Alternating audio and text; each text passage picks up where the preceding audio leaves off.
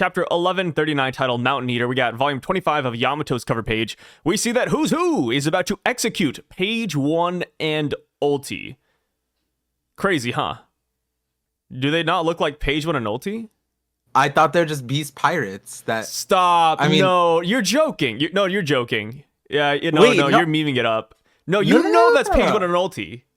No, okay, so on stream, I'm like, it's beast pirates, and I was like sitting there like, maybe we can figure it out, and then, but I'm like reacting, so I'm like, I don't want it to take forever. But then I was like, I went through the process of elimination. I was past this? I said, like, okay, rebels would be weird because rebels couldn't be like bad people for Wano because they're the bad people. So it can't be like, then he wouldn't be helping Momo. He's not like the Bossing Say police. He's not the secret police. So then they surely have to be beast pirates who are rebelling against him. So, and then beast pirates, they all have the horns. There's so many of them. And then I was like, okay, so like, who would he be apprehending? And I was like, okay, so then I had to like a higher up beast pirate, and then like, I don't know, like Toby Ropo down. There's a bunch. There's so many. All of them have horns. Bro, it's Page 1 and Ulti. I can't believe you. Oh no, I'm being dead. How do? No, like, you're okay. No. Okay, Par. Okay, Par's doing this classic thing. Okay, Biden, no. your presidency is up. Time to take a step back. I was like, okay, so it couldn't be Yamato and Tama, because unless Tama's like doing this for the silhouette, like something silly, but like that wouldn't make sense. And like, hold on, let me look up the Toby Ropo. Like, don't they all have horns? Why can't it? Hello, dude. Yeah, look, they all have horns. Yeah, they all have horns. Yeah, they do. So okay. When I'm looking at it, okay, now that I'm looking at Sasaki and Black Maria's horns are very different. That's fair. Okay. Yes, yeah, but there's a reason why we kind of know this is Page 1 and Ulti, though. Oh, what is it? Because it's the first page of the chapter, so page. Oh, that's the clue. No, this is the ultimate reveal. It's because Page 1 has that stupid bucket hat on. Look at the guy on the left. Okay. He has this stupid bucket hat. And then, of course, with Ulti, you can kind of see, like, her jacket skirt thingy, like, poking out. I did look at I was like, okay, maybe we could tell who it is off the jacket, but, like, I didn't. Listen. And then I said maybe I need to channel my inner teching, but then I was like, that's not possible. And then I was like, I'm on the clock, like it's on time. And I didn't want to spend like 15 minutes trying to figure this one out and then embarrass myself, obviously, for not getting it. No, it's good, man. I got you. I do wonder, right? If I was in your position, would I have gotten this? I don't know. Well, maybe, because I like Page 1 and Ulti, but yeah, I understand. It happens. Yeah. Dude. You know what I said? I said, okay. One thing I did say, I said it can't be women because they would be serving him? Like, why would they, like, you know what I mean? Like, isn't that just sexist? No, he's kidnapping all the women, specifically the women. Just like how Shamrock specified the children, he specified only women. From racism to misogyny. Par, what's next? What do you mean racism and misogyny? How did the racism come into this? From last week. You're evolving. Well, all of us are racist last week. Yeah, yeah. No, I see Page 1 for sure now. The bucket hat, you're right. That is I wasn't looking at. I didn't realize he always has hats. It on. Yeah. And then when I looked at because in my head, Toby Ropo, all of them have horns. Black Maria, the one that it's confusing, was she has knives in her hair this way, but the horns, she has like the front horns. It's front, yeah. So these don't look like the front horns. These look like the Yamato horns. So, this has to be Page 1 and Ulti. Mm-hmm. Yeah. So that means that they're rebels then, huh? Do you think they had a falling out with Who's Who? Obviously they did, but like, in what's the scenario? I don't know, but we did talk. We did separate out Page 1, Ulti, and like Yamato, etc. We were like, oh, like they might be like the like Oni acolytes, like the separate to the Beast Pirates, like they separate out and become the true Onis or something like that. I don't know, or like the Kaido's descendants, like band together, and because Page One and Ulti are like the children that Kaido wanted, and Yamato's the child that Kaido like needed to want to have. You know what I mean? Like he's very strong, and yeah. So and then we were like, oh, like maybe they group together, and this is Yamato's gonna save them, and then it's gonna be like, I've always wanted a little brother and little sister. Yeah, pretty much. I mean, that's how I see it, right? Yeah, that's the only real way to like repay your debt is to have Ulti and Page One just follow Yamato at this point, or we just arrest Ulti and Page One, which would be really awkward. Like we save them from execution, then throw them in prison. Yeah. I think Alti's the crazy one, right? Like we don't know. Like I mean, their loyalties with Kaido, but like other than that, like what's their kind of like what makes them tick? What motivates them? That kind of thing. Like in Onigashima, it was just like you guys are lame pirates, blah blah blah. We're like way harder, way cooler, etc etc. And then obviously they're just fighting for the Beast Pirates. So but we didn't really get like I don't know, like a separate, like a senior Pink moment, you know what I mean? We didn't get something like that for these guys. Yeah, there's no like separate motivation. Yeah, so it's interesting. It'll be interesting. So do you think they were trying to stop Who's Who from his goal, and that's why they're considered rebels? I'm gonna be honest. Now that this is revealed, or I guess when people read the chapter, they kind of already figured it out that this is Page One and Ulti, so it was revealed before. But to me, recently revealed right now that this kind of breaks a lot of like Hime. Hime was like Ulti is stronger than Katakuri and can beat Queen and like is insane, top like 30. Yeah, she was. I don't know. No, she still stands on that. I'm pretty sure. I haven't talked to her in a minute, but like I mean, there was always the debate: who's the strongest Toby Roppo? And like Ulti was always in conversations because like she tanked so much. And then Who's Who, like a lot of people favorited Who's Who as the strongest, but he just got like silly. Like the fight was rough. It looked very rough. Yeah, he got no diff by Jinbei. Yeah, and the reality is it's Jinbei, and it was like bloodlusted Jinbei for the moment. You know what I mean? Like Jinbei was just like, how dare you speak on my people? I'm gonna channel the power of Poseidon right now. Shark, like, and then he just like broke. He did like trying to think of the thing. Oh, he did the Whitebeard thing where he just like grabbed something and it just shattered into a million pieces. Like he did that with the shark grip thing. But I think that's the crazy part is that both Page One and Ulti were apprehended by who? Just Who's Who? I don't see anybody else in the background. Like Hold'em? Like that's what I'm saying, bro. It's crazy. How did that happen? It's 2v1, right? If it was a 1v1, I'd be like, okay, it makes sense. But dude, Page One and Ulti are a crazy combo. Yeah. Who's Who won? Ulti alone is like a unit, but like now you put brother sister combo. We didn't even see Oda hid that from us. He separated them out. He took care of them separately. We didn't get the brother sister combo attack that anime always brings up. You know what I mean? Like this would have been insane. And Who's Who overcame shonen stereotype. And I don't know. I don't understand how. And like he didn't even have this sword that he's wielding right now, right? He didn't even have Yasue's blade before. This just got stolen. Maybe Page One and Ulti were weakened because it's post Onigashima. Or he splashed water on him. The terrible possibility that Who's Who awakened. Who's Who awakened? Why is that terrible? Well, because I brought it up before and you didn't like it. Remember, like a few chapters ago? I was like, what if Who's Who is awakened? And you're like, no, stop He's it. like a That's knockoff crazy. Rob Lucci. He's like less And then cool. we went in the whole saber-tooth tiger thing, and you said you didn't like saber-tooth tigers, but Yeah. then So I yesterday on mean, stream you it's said you it's like been a saber-tooth long tigers. running idea of mine that Who's Who is awakened because of my love for what's up?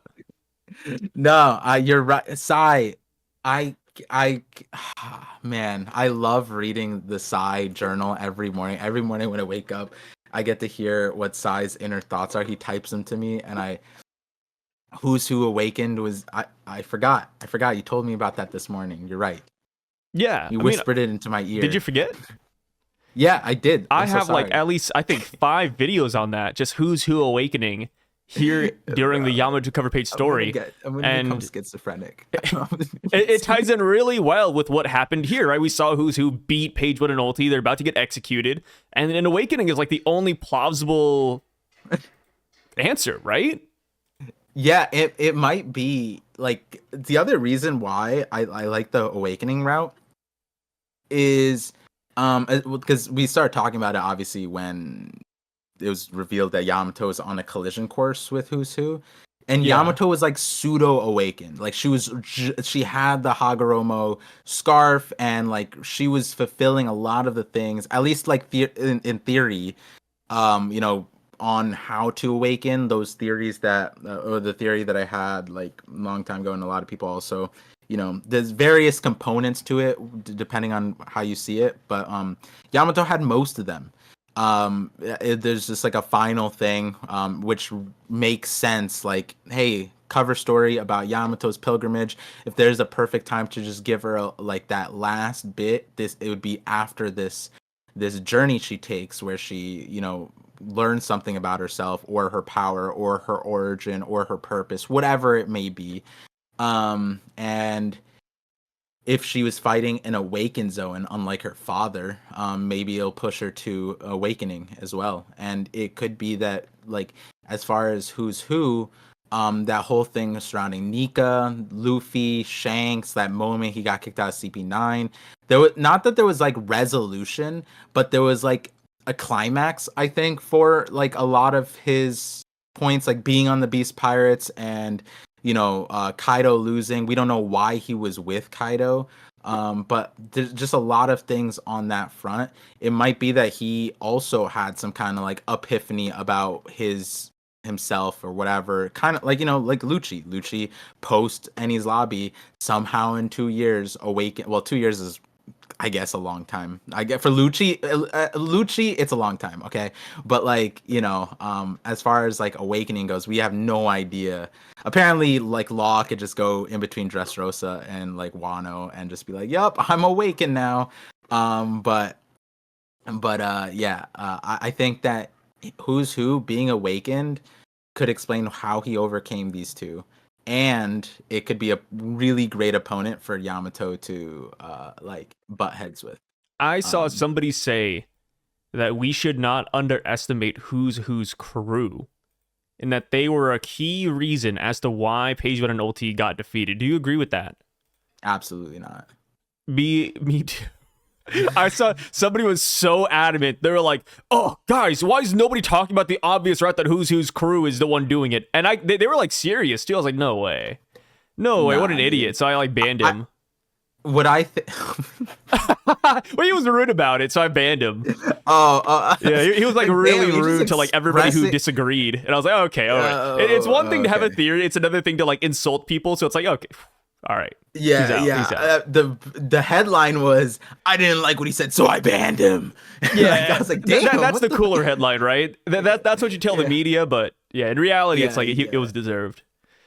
What I like about this setup too is like I forget when, but it was before the Who's Who reveal. Like we were questioning like what is the end? Who is involved with this? Like who is so dastardly that they're just not they're hiding, but they're like openly running this operation, knowing how strong like Wano is. But I think more and more like the Who's Who choice is like genius, especially because we never got the Tobiropo hunt for Yamato, and now we'll get to see allegedly the front runner of the Tobiropo take on Yamato. And that kind of completes that like open-ended situation where it's like, could the Tobiropo have beaten? And it's like, no, but like here's the best of them trying.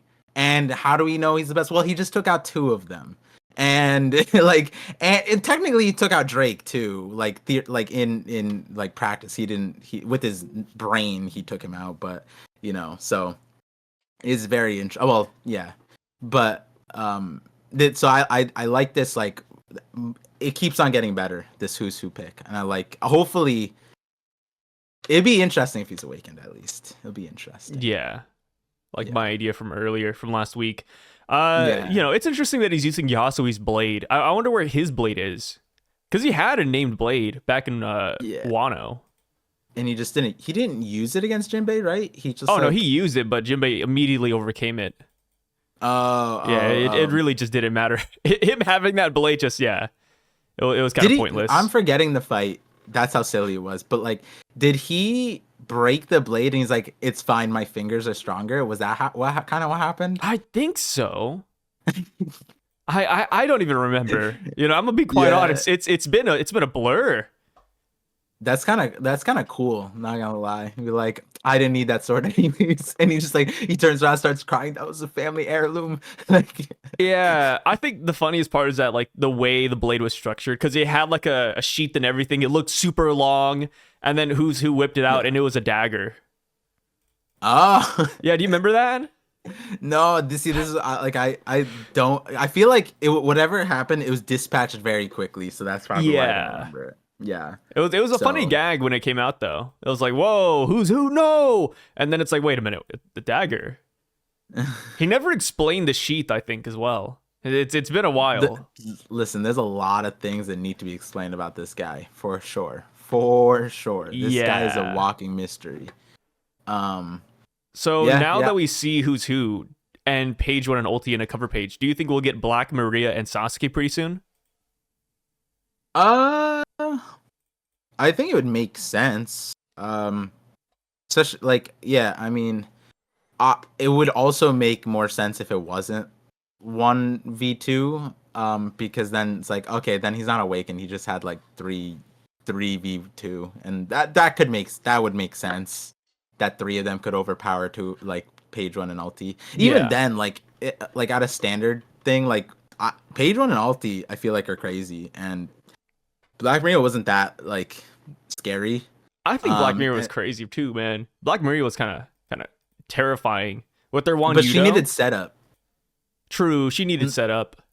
Yeah. But I feel like her with their weapon was I don't know, man. And plus she's like a weird chopper zone. Yeah, I mean, but that's the thing, right? Like she's not fighter focused. She's aesthetic focused. She did that. She was in her true form. She would have probably been stronger, but she didn't want to be like. She didn't want to look like Saturn. Which fair. To be fair, good choice, Black Mirror. We really appreciate you. That back shot that we got, the infamous one from the anime. Whoo, crazy. Oda went crazy with the side bob. Wild. Yeah, her tattoo is cool too. Yeah. I think it's a strong woman or terrifying woman or something like that. Something like that. Yeah, that's cool. Couldn't tell you. The color of the ceiling. What shirt? What? Oh, she wasn't even wearing a shirt. I was gonna say, what color is the shirt? No shirt on. She just whips it off. Yeah. So okay. So Yamato comes in, saves Page 1 and Ulti. Page 1 and Ulti joins Yamato. And we live as a happy family? Yup. You think so? You think it's really that easy? Oh, yeah. They're gonna I agree. Immediately become domesticated by Yamato's Kaido level of lineage factor. You know what I mean? They're going to be like, damn, I never saw this much of Kaido in you. And Yamato's just like, is that a good thing? Like, it's going to be something like that. Yeah. And also, like, I think like Yamato's kind of hidden away from them in the first place. Like Yamato's just like locked up here on Onigashima, and we don't necessarily know how much she interacted with Tobiropo in the first place. So like they might have just had like a, oh my god, it's Kaido's brat again kind of like a thing when it came to the Toby Roppo stuff, and like never actually fought, which would explain why they had such a crazy expectation that any one of them could have beat Yamato. But it might be that like they never really had like any like normal conversation with each other, you know? Yeah, so we just need to find a middle ground, an understanding, really. Yeah, I actually have to look back at the whole when Yamato like punched not punched like Thunder Bogwood Alti, like the dialogue there. Did Alti say like, I remember this hit? Like I don't remember if they had any dialogue that indicated that they were familiar with each other, other than like obviously recognizing who they are, right? Like Yeah. that would be silly if Yamato and Alti just didn't know each other, but obviously being familiar is a whole different ballpark. Yeah, I have no clue. Yeah. I have no clue. So, going down with the chapter, though, knocked it out in what? A solid 15 minutes. We got page 1. Well, not page 1, but like the first page of the chapter. We see that they have been exploring the castle for quite some time now. The sun's about to go down pretty soon. Castle is huge. And we stumble upon the throne room, where we see Shamrock and Gunko's giant magic circle. And it's pretty cool. I think this is our first actual close-up look at it. And it's just like the Gorseis, but of course it's missing the numbers. Because all the Gorsei had a number between 1 through 5. This one is just blank, which I think it almost looks better when it's blank, to be honest. And Nami says, I've read this in a book before. It looks like a magic circle. That was the biggest line, for sure. Yeah, it's nuts, right? Like just randomly book? like, oh yeah, magic circle, you know it. Come on. It sounds like the thing that we talked about, like how we feel very confident that there's some sort of celestial dragon connection for Nami, Okio Kingdom, something's there. Like this shouldn't be, oh, I read this in a book. I'm pretty sure if like it would be crazy, but like maybe Robin also like is standing next to Nami is like, what book were you reading? Like I had all of Ohara, I didn't see any of this. You know what I mean? Like I don't imagine that this is like that accessible. You know what I mean? It would be interesting if it was like a comic book. That's true. But then I guess Zoro and Luffy don't read, so that's fair. It is funny that Luffy doesn't recognize it. Like he's like, Well, he recognizes it, but takes like, him a second. Yeah, that's so sad. Well, it doesn't even take him a second. It doesn't like click it in the. Yeah, it doesn't click in the chapter. Yeah. He's like, I think I've seen this recently. It's just sad that, like, brother, bro, it was 3 days ago. And there was 4 of them, and they were all giant, and they were standing on top of them, and then the other one, you had an aerial view as it came down, and like, you know, it might be, you know what it might be? It might be because there's no numbers, so like Luffy's like, oh, it's not the same thing. You think so? You think Luffy's like that in depth about it? And he's like that anal about it? He's like, oh, there's no numbers. It's not the same thing. Come on. Yeah, he's probably like, if it had the numbers on it, that's not Luffy like though, but well, like kind of like how Zoro like couldn't. He'd like, this doesn't look like King, but brown skin, fire in the hair, white hair, maybe it's the same thing as King. You know what I mean? Like it just because it wasn't King shaped, he was like, are they the same? You know, like maybe that's what like Luffy's doing. It's like, everything about this is the same except for the numbers, so they're not the same. Like his brain is just not clicking it. You know? I don't know, bro. When I think of Luffy, I don't think about the smartest guy in the room. You know what I mean? Like there's no way. It's like like I'm saying, it's like the Zoro thing where it's like Zoro like the battle IQ was lacking a little bit there. He's just like 99% match, and he's like, maybe they fight the same way. Like 10 minutes, like no, they had like not 10 minutes into the fight, but like they had like multiple moves into the fight. Like they had jumped all around the base and like we're fighting, and it wasn't until the very end where they're like, I guess we gotta team up. And then Zoro was just like, you know what's also something we should consider? I think I may have fought something just like this, and I couldn't damage them unless the fire was off. And then they're like, "Are you serious, bro? Like, it took us that long to get to this, for you to divulge that? That's probably what like Luffy is probably just like, he needs to see it 5 more times or something like that. It's like, Or maybe somebody needs to put like the letter 5 right there, and they're like, "Oh God, this is like the yeah, Gorosei." yeah, exactly. I don't even think that's it personally. I think Luffy's or just like a spider, like a daft. spider stands on it. Then he's like, "Wait a second, there we go. That reminds me of Saturn. Oh, perfect. This is it. Could be something like that." Maybe. But yeah, I just think Yeah. Luffy's forgetful, to be honest. Yeah, it's probably that too. Yeah, I just think Luffy's forgetful. Yeah, it'd be Nami funny goes though on. if he goes. What's up? He goes like, he's like, "Oh, this is what the gore," and then they're like, "Why didn't you remember that earlier?" And he's like, "Well, this one didn't have numbers on it." And then Oh my they're like, "Are you God. serious?" He was counting them. Yeah. So Nami goes on, and she says they apparently use them in rituals to summon demons in some countries. Really in-depth book. And of course, this is a throwback to Brook because he was summoned via... Well, he wasn't summoned via a magic circle, but that's what the people thought, right? It was actually Yep. Kuma who did it. And I wonder if that's like one of the countries she's referring to. But also, when it comes to Nami reading books, I feel like the last time we've heard her reading a book, it was Bragman? Was it? Uh, She doesn't yeah, mention books super often. So it's like, I think it was just Bragman. Yeah, I mean, she was in a book at Whole Cake Island, and then she like maps and stuff, like Roto's map and stuff like that. But as far as like a book, like I don't even think she's referenced the Devil Fruit book, for example. Like that's something like Sanji, be like, "Oh, I read that when I was a kid," and then it's like, "Wait, then how did you not know about like Devil Fruits earlier?" But any point, anyways, yeah, with Nami, I think like probably it's. Yeah, and then there's newspapers, but yeah, books, Bragman probably. Yeah. I wonder if this is related to Bragman. Like maybe Bragman talked about this. It's possible, yeah.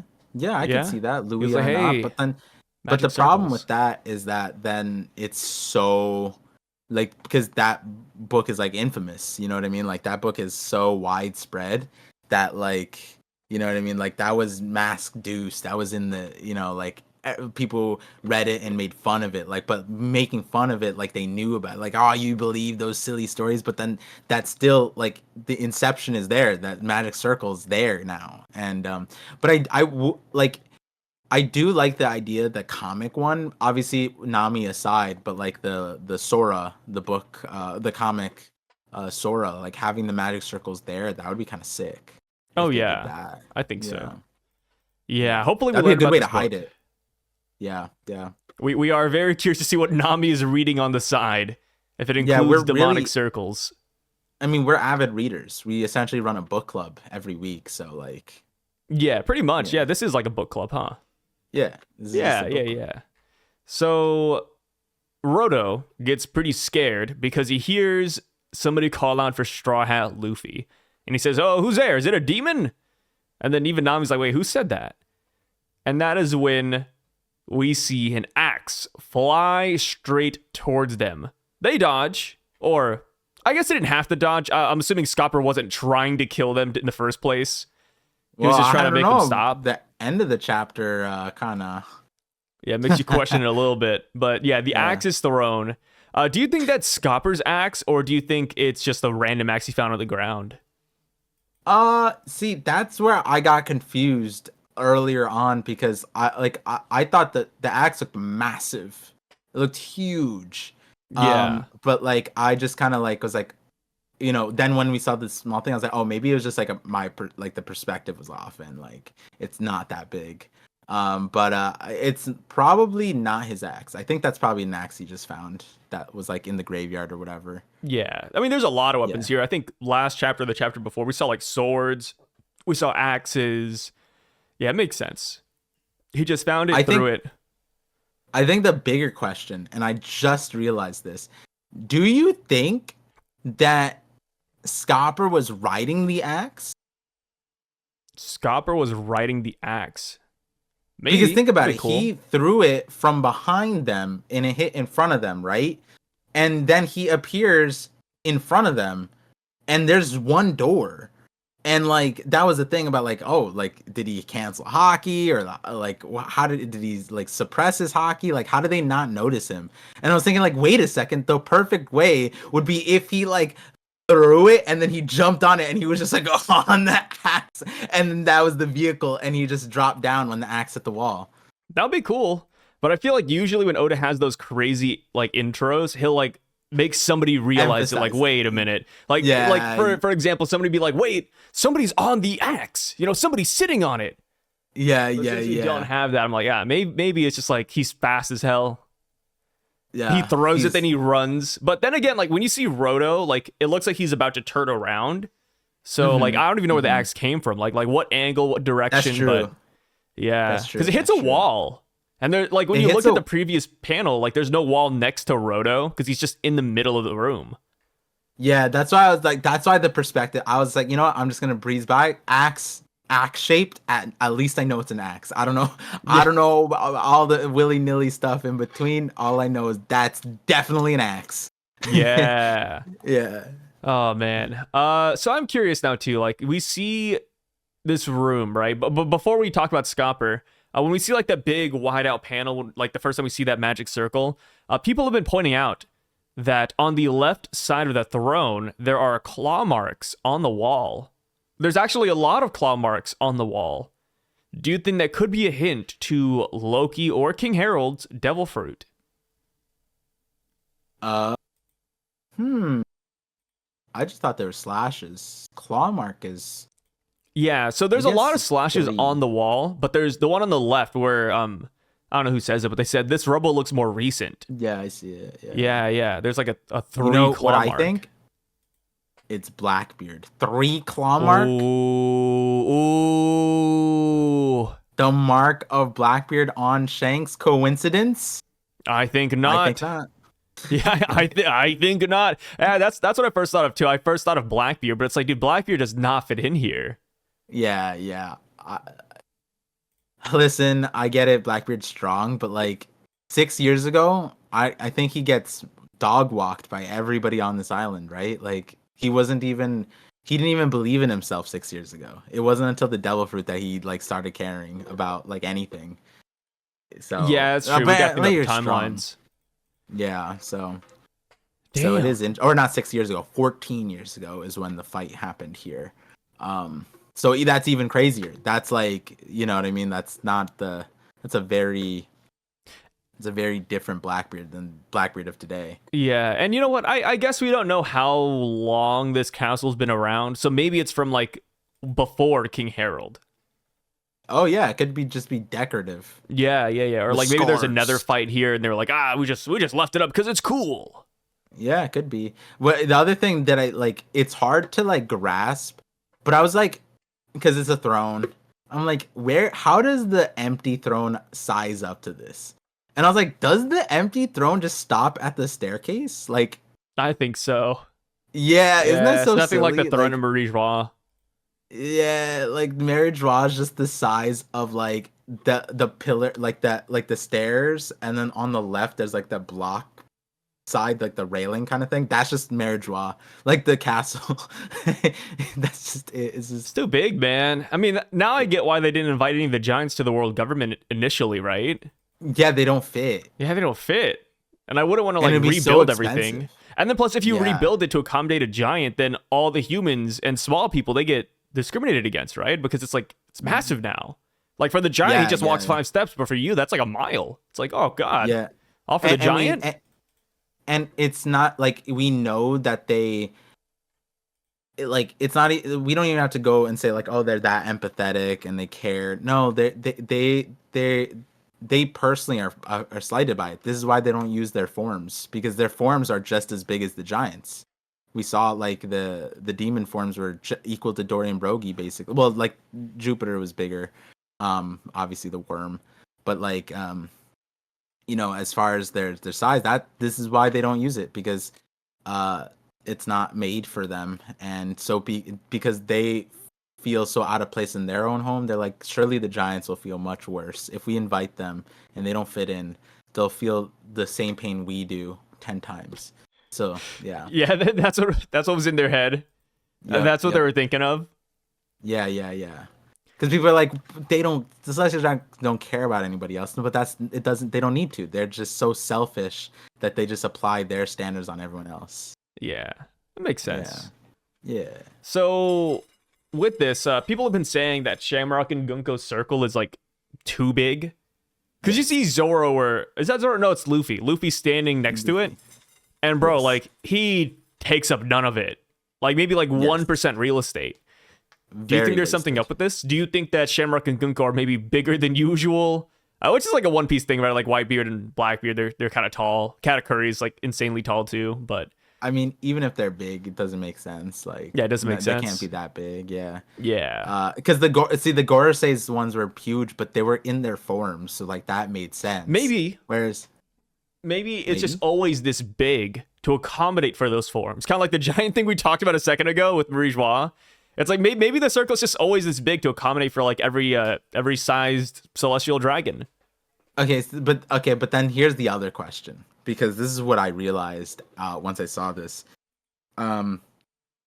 Is this ink? Do you wipe it? Can you just like rub it real quick and it starts like, or is it like a time delay, fade away, like cool down? Like, what's happening with this circle? On the close-up one, the stone, like in the center part, the stone is invisible. So I'm like, bro, this is just a big sticker. Like, is it just me, or is it like still smoking? Scroll down a little bit. Scroll down a little bit. After Luffy says, "I see it now," and we see Road standing in front of it, aren't there like hazy black marks at the top and bottom of the panel? Oh, that's the carpet. That's the carpet. Okay, wait, that's the carpet. Yeah, it's the burned carpet. My bad. Yeah, I don't know. Like, if I was one of the Straw Hats, I would try to like erase it. Yeah, easily. That's the first thing. I'd start kicking it. Yeah. You know, like, does this move? Like, what's? And then, because then I was just like, this is why. This explains all of it. This is why the Holy Knights are nowhere to be found in the story. We would see these circles all over the place. Yeah. Because imagine they just permanently mark it. Like that's the restriction to hide their presence. They can't move too much because like they would be leaving these all over the place. And then like if they left it all over the place, like those dastardly O'Harans would study this and maybe figure out how to backtrack it. You know what I mean? It might be that the one that Brook was summoned in wasn't made by them. That was like a past Gorosei circle that was just left for hundreds of years. Yeah. We never saw them like actually draw out the Brook circle. Like maybe it was just there. Yeah, that made it like, because that's the thing, right? If I was a citizen there and I was super desperate, and then a peer of mine was just like, I started studying the dark arts, Par, and he comes out of this room and there's like a painted circle on it. I'm like, this guy's stupid. Why are we gonna do this? Versus if he told me he discovered something in the tombs of the thing and this thing has been here, I would believe that thing. It summons demons. Yeah, but what if they're lying to you though? Okay, the lie worked. Okay, like I'm saying that was an effective lie. It's a good lie. If you had a friend that walked up to you and said, "Hey, Par, I found a magic circle. Come look at it," would you be like, "Oh, magic circle"? Like, I mean, much more than if they told me they made a magic circle. If you told me, I'd be like, "Yeah, shut up, Sai." Like, but if you said you found it, I would at least give it a benefit of the doubt. I'd give it more. I give it more clout. Guys, everybody watching the video, I gotta know, would you rather believe in a magic circle that your friend found in some ruins or a basement, or would you trust the magic circle that your friend said, "Hey, look, I made this"? Because I don't know. No, 100%. But because with the basement one, like, I don't know if he made that too. You know what I mean?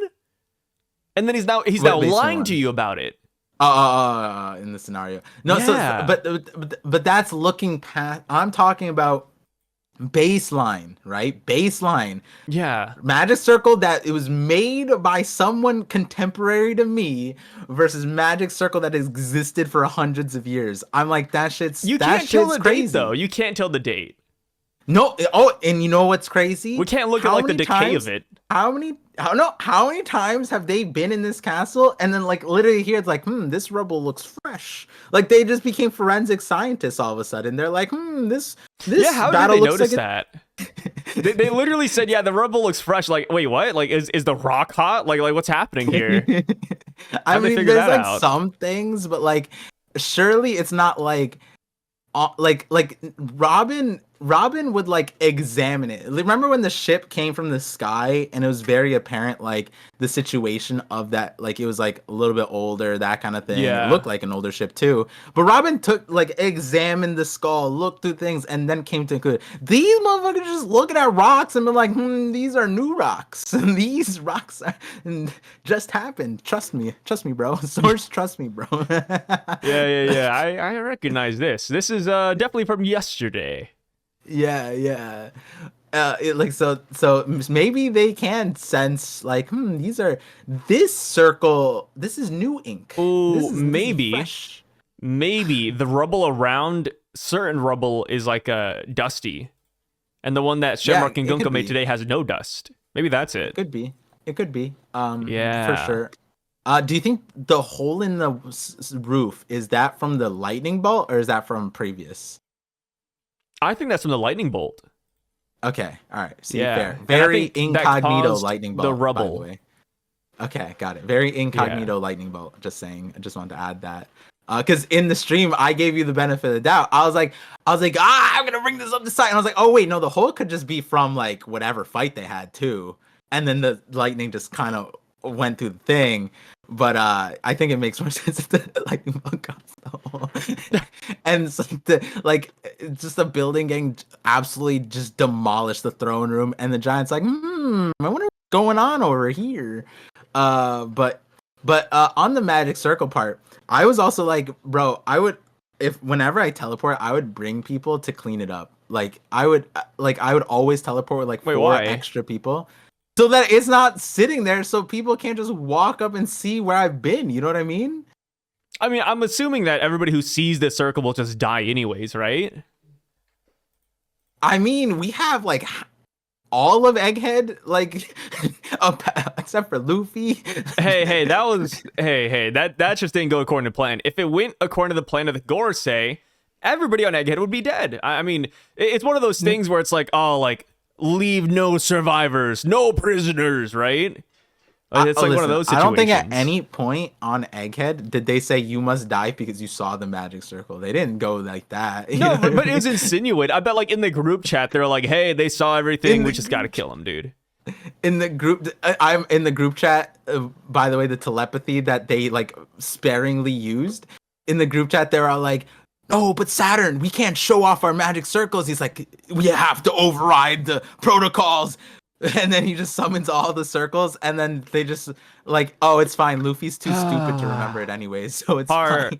I think you have a severe lack of imagination when it comes to these celestial dragons. You know, Oh, when it comes to the CDs, I'm gonna tell you, I know them like the back of my hand.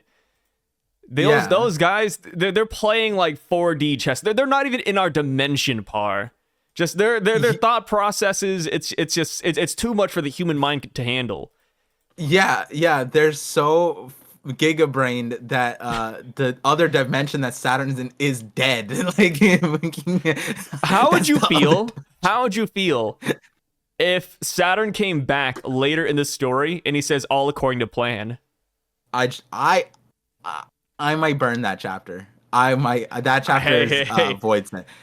And I he would comes back and understand like the voice. according to plan. Thank you, Like, Imu-sama. I It was think just we a talked detention. about this.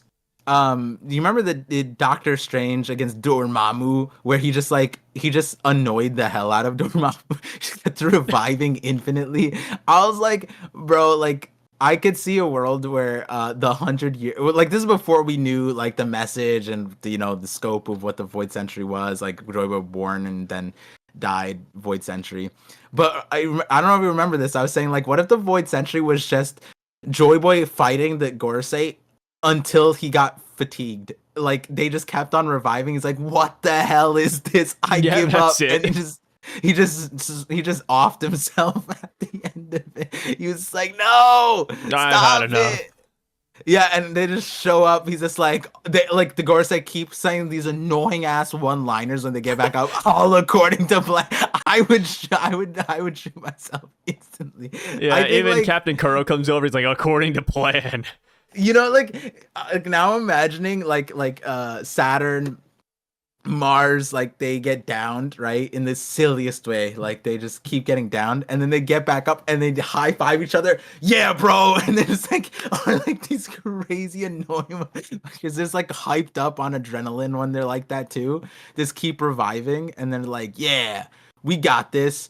As long as you believe, like they become super cringe. I think that they give Joy Boy a taste of their own medicine. That'd be so good. I would love like just the Gorosei dropping hard one-liners like that. Well, that's what we need. That's what we deserve, actually. That's yeah. That would be that would be a way they win. I like, you know, the question's like, oh my god, Luffy's so strong, Gear 5's insane. How can you possibly win? You annoy the hell to like for hundreds of years until he just gives up. I feel like that's a plausible route with that, because that's the thing, we have no restriction on this like revival power, so, or regeneration power, so that would be a way to do it. 100%. Yeah, just annoy the hell out of him. Yeah.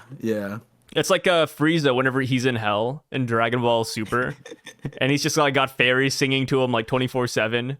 Yeah. And he's like, get me out of here. I love when shit like that happens. Yeah, it's just so stupid. So, I am curious, now that the God Knights are summoning a third member onto the island, do you think they're going to spawn out of this circle? Oh, that would suck.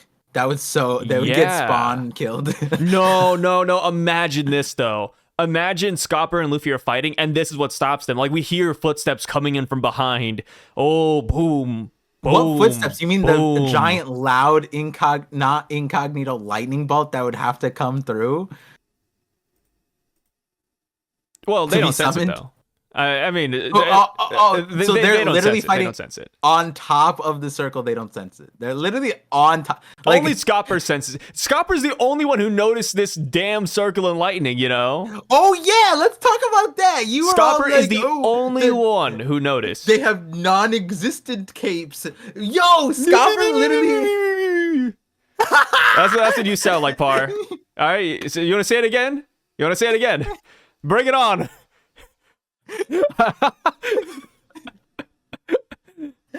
No, Scopper straight up said, I felt a strange surge of hockey. He said, like, he was being racist to the hockey too. Yeah, oh my god, that was so funny. They're wearing the capes from Harry Potter. Hey, that was, you gotta admit, that was a fire idea. But at least, okay, even though that theory of mine didn't come true, at least my Who's Who Awakening theory will come true. That's what I can lean back on. You got it. Like, the cloak of anti-hockey observation detection. That was a good idea. That was I like decent. How there were things you were right about, and you didn't even pick one of those. I'm here for the memes. All right. Yeah, like at this point, you might as well have said like, "Oh, I was right about Ange." Like, just full send it. Actually, Par, did you not see Ange this chapter? That's right. That vile bitch is just out there doing some bad shenanigans. Yeah. Ange is the reason why Scopper's here. She's the Scopper's Higurashi. That's Believe it or not, Ange is the one who threw the axe at Roto trying to kill him. Imagine Scopper's just like, oh shit, who did that? When you go to Scopper, he's like really shocked. He's like, what the hell? An axe? Yeah, you mean that wasn't you guys? He starts sweating a little bit. An axe throw that perfect? That's not possible. Yeah, he starts using his axe proficiency to like gauge. He's like, this was done by a god. Yeah. Whoever threw this, they must be a woman and must be King Harold's secret daughter. Must be a woman is crazy. They threw like a girl. It must be Ange. Yo, Scott. Oh God. That's good. Scopper.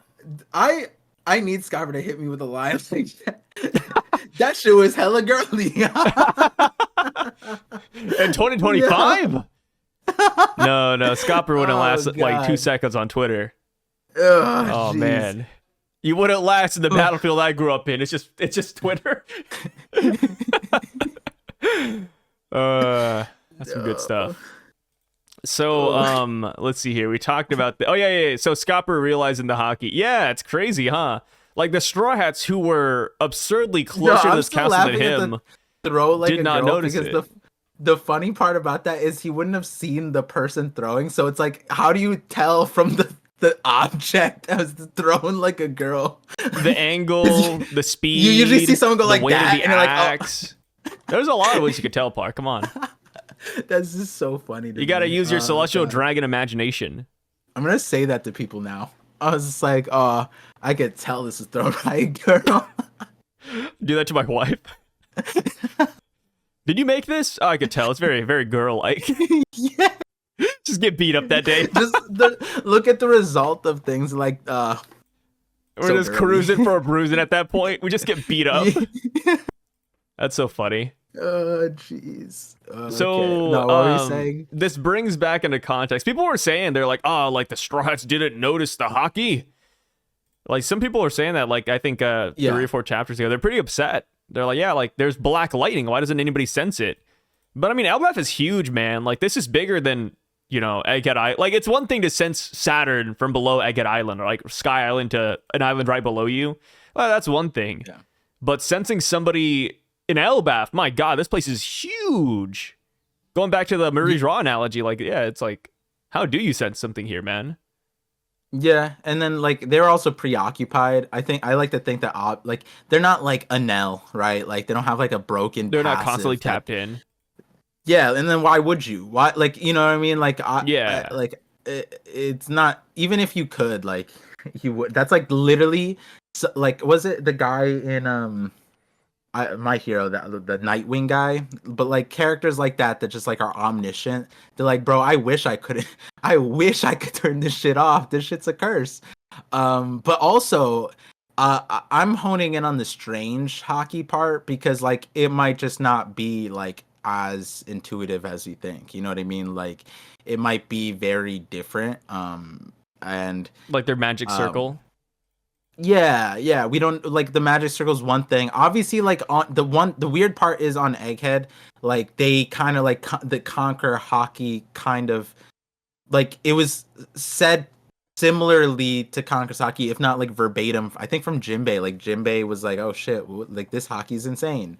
But like we don't know if that was from the summoning circle or Saturn himself, which is like part of the reason why like the fallout of Saturn was a little bit interesting because like everyone's like, oh my god, the final boss is here, and then 5 of them came and it wasn't the final boss, and it was we should just forget that happened. But in this situation, when he's like we don't necessarily know if the lighting itself is that hockey part or if that was the thing, and the strange hockey, like he could be saying strange because he specifically sensed something similar to Shanks. Right? Like it might not be that it was so excessive, like or Shamrock was like blasting out his Conqueror's hockey or hockey in general. It might just be that like I sensed like our child here. Like I sensed our crew's like our crew's little kid on here, apprentice. Yeah. Did we adopt someone that had like this? Why is he here? You know, I mean he knows Shanks, obviously I'm memeing. Like familial hockey. Yeah, kind of like with Luffy, right? On Wano, he was just like something familiar is here, right? Like obviously everyone sensed it, and it was very strong. But that one is also like directed, like literally from off of the island, like a godly, like Zeus himself came down and zapped an admiral. Like that's a very obviously different scenario than this. But like, you could read that line and be like, he was sensing Shanks-ish hockey. And he's like, yeah, what the hell? What is this? How is that possible? Yeah. So I think that was could like be it. right before we started talking too. What? Before we started doing these collabs. When Luffy sent Shanks his hockey. Yeah. That was, we started talking right at the end of Wano. I think we just got off of Wano, and then that was when we start collabing.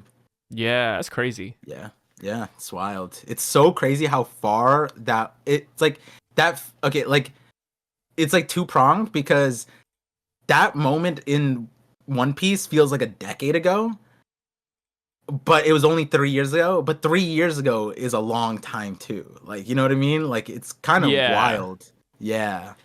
Feels like just yesterday. Yep.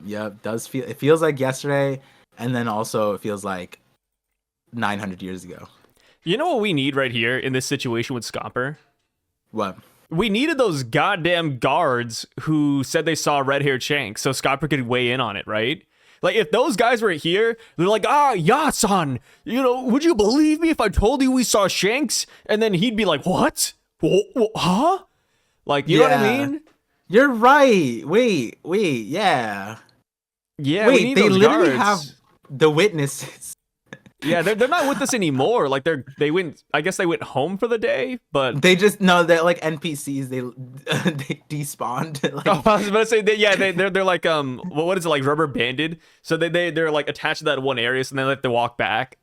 Actually, this is our limit. We must walk back to our designated location. Yeah, they reset Goodbye. too. With the dialogue starts over. Yeah. You have to click A a bunch of times, or you have to click God. through. Oh god. Yeah, they would have been like, yeah, wait, what the heck? Now even more. How did Scopper get here? How did he walk past the guard? Like, everything. Oh yeah, if they went home, he would have seen the guards. What's yeah. going on? You know what?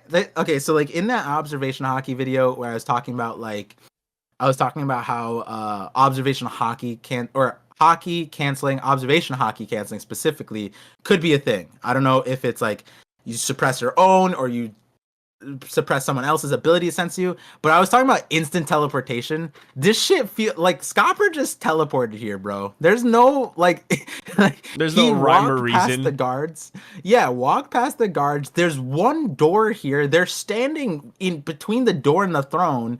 They get attacked, so surely their guard is up a little bit, and then like literally, I don't even gas it up, but like literally a guy who could like kill you if you're not paying attention, like all of you. If you weren't paying attention, this guy could probably slaughter everybody. And you don't notice him and he just shows up. Like, that's wild.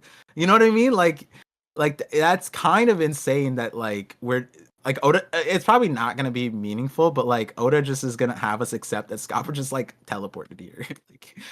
Yeah. We're talking about the Holy Knights using a giant circle to teleport across. No, I want to know what Scopper did. How did he? We saw him manually walk up this giant ass hill only to just appear at the throne. Like, that's so insane. He must be like speed of light. It could also just be that maybe just Scopper's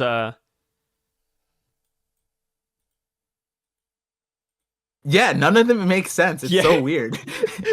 I started the sentence and I was like, wait a minute, something's gonna come to me. Give me this. Ooh. Actually, have you considered, Par? This is a theory that I think you have on your channel.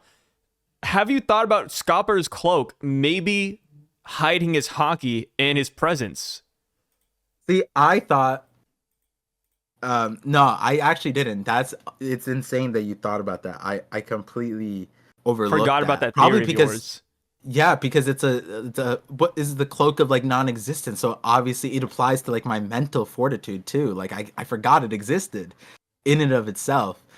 Yeah, don't worry, but that's what I'm here for. yeah, no, I see like I did the same thing as you, I think, on stream. I was like, no, maybe, and then I was like, no, this doesn't make sense. I'm just gonna keep moving. But then I thought about it just now. I was like, what if he came in through the roof? Oh, that'd be cool. Yeah. He's just like, they're at the center of the building. I'll just drop down. And he's like, oh, look, a hole. And then he just. Oh, and he's a cave diver. He loves holes. We know this. Also, we also have to take in consideration that they've been exploring this castle for a long time. Maybe they got lost, and then Scopper just beelined it to the throne room. Nah. You don't think so? No, because last chapter he was the last thing we saw him walk. He wasn't even on. He was like midway through the hill, like, and the hill, Yeah, like but I I'm saying didn't. the Straw Hats, like they meandered around the castle. Did they like meander for like? I'm not a pixel scaler, but when we saw what's his face, he still had like 50 miles left to that walk. Like that shit was mad far. Maybe he was just speed walking. Yeah, he's the fastest Never walker in the underestimate West. speed walking. Like if you see those old Yeah, people at the mall who do it, they're crazy. yeah. You're right. You're right. That's true. Yeah, I That's wouldn't want to mess true. with those guys. Um, So now that we get this hmm. Scopper reveal, he looks kind of like Sanji, huh? As far as like the shirt goes, like Hawaiian Oh shirt. yeah, Yeah, because Sanji's yeah, wearing a yeah, Hawaiian shirt yeah. at Egghead. I think someone brought that up on the stream. I didn't put it together, but then they were like, "Oh, this is why Sanji looks so dumb on Egghead," and I was just like, "Okay, I don't know if that's the logic we're gonna use, but like, yeah, like I guess Oda's drawing like the similarities." I don't, like, yes, it's interesting. That's true. That's true. Hawaiian shirt. Maybe Oda's saying something about like old dudes who wear Hawaiian shirts still. Wait, does Master Roshi wear Hawaiian? He does, right? I think so, yeah. Yeah. I think like his when especially like not to Oh yeah, fast he forward, but does. He does. yeah, by the end of it, like I think it's no like Oda's not hiding it. I think he wanted to give Scopper Master Roshi vibes. Um like And it worked. 100%. Yeah, like a successful Master Roshi. Master Roshi would take like Tate University classes from Scopper. I no, because I'm saying that because some like a bunch of people, and I'm assuming they're younger. Like we're saying like Scopper is very yucky, right? Like he's giving yucky vibes, and I can get like in a 2025 sense, but as soon as I got like the Master Roshi vibes, I'm like, oh, I see what's happening here. But the thing is, if you were not in that era and you go back to watch Dragon Ball and you see what Master Roshi did, jail, immediately jail. Like Master Roshi was criminal. But the thing is, back in the day, it was different times, different comedy. He was alone. Like Master Roshi was like he set a standard for old dudes being strong and whatever. And he had a quirk. He did have a quirk, but the thing is, when he had the quirk, it wasn't as tiresome because it wasn't overdone because that was it Toriyama creating it alongside like other trailblazers, whereas when we see Sanji over 28 years doing the same gag, it's like tiresome, right? But even in Dragon Ball, I feel like Roshi's gag has like elevated, not elevated, but like matured a little bit. It's still weird, but like it's not like the same gravity as like Sanji doing the exact same thing as he does before. But like so when especially when I saw like, oh, this is like Master Roshi, like, oh, this is nostalgic, like I see what Oda's trying to go with this. And then You people see are the like, oh, vision.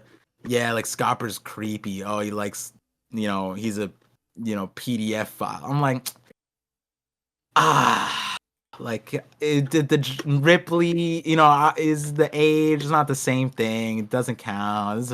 It's not the same. It's not close. Yeah, it's not the Um, same. yeah. And then the Minister of Love, like, and that's the thing when we get to the whole like, oh, he's the same thing as Sanji. People are gonna now take that as a slight. I can't wait to see the conflation conversation between either bringing up Scopper or bringing up Sanji based off of Scopper or bringing down Scopper based off of Sanji. Like, it's gonna be so much of that after Yeah, this. I saw somebody on Twitter post that this is like a power scaler's worst nightmare. Just this entire chapter. It's just so Yeah. funny. No, I said 100%. The dialogue is so rough because shoulder to shoulder, dude, the amount you're gonna hear that phrase over and over shouted on all the any power scaling conversation. You mean the man shoulder to shoulder? Do you know what shoulder to shoulder? Yeah, let's look up shoulder to shoulder. I think you're too stupid to know what shoulder, like it's gonna devolve into that kind of shit. And then, like Yeah, and then the outcome of this fight, that's gonna be very interesting too. And then he says something right away after we get introduced to Yasan. He says, "They say you defeated Kaido. It's been ages since I've been to Wano. I'd love to go again." And people are saying, so you're telling me Scopper can't beat Kaido, but Rayleigh can? And it's like, what? Wait. And then they're like, that's the difference between Zoro and Sanji in the future, huh?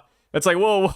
That's crazy. Yeah, no, we're getting like some crazy, like people are going nuts about this, which is, it's funny. And it's hard to tell if people are saying it as a joke or if like they actually mean it, but yeah, it's like could Scopper defeat Kaido? I don't think so, but at the same time, it's like, it's because he's old, dude.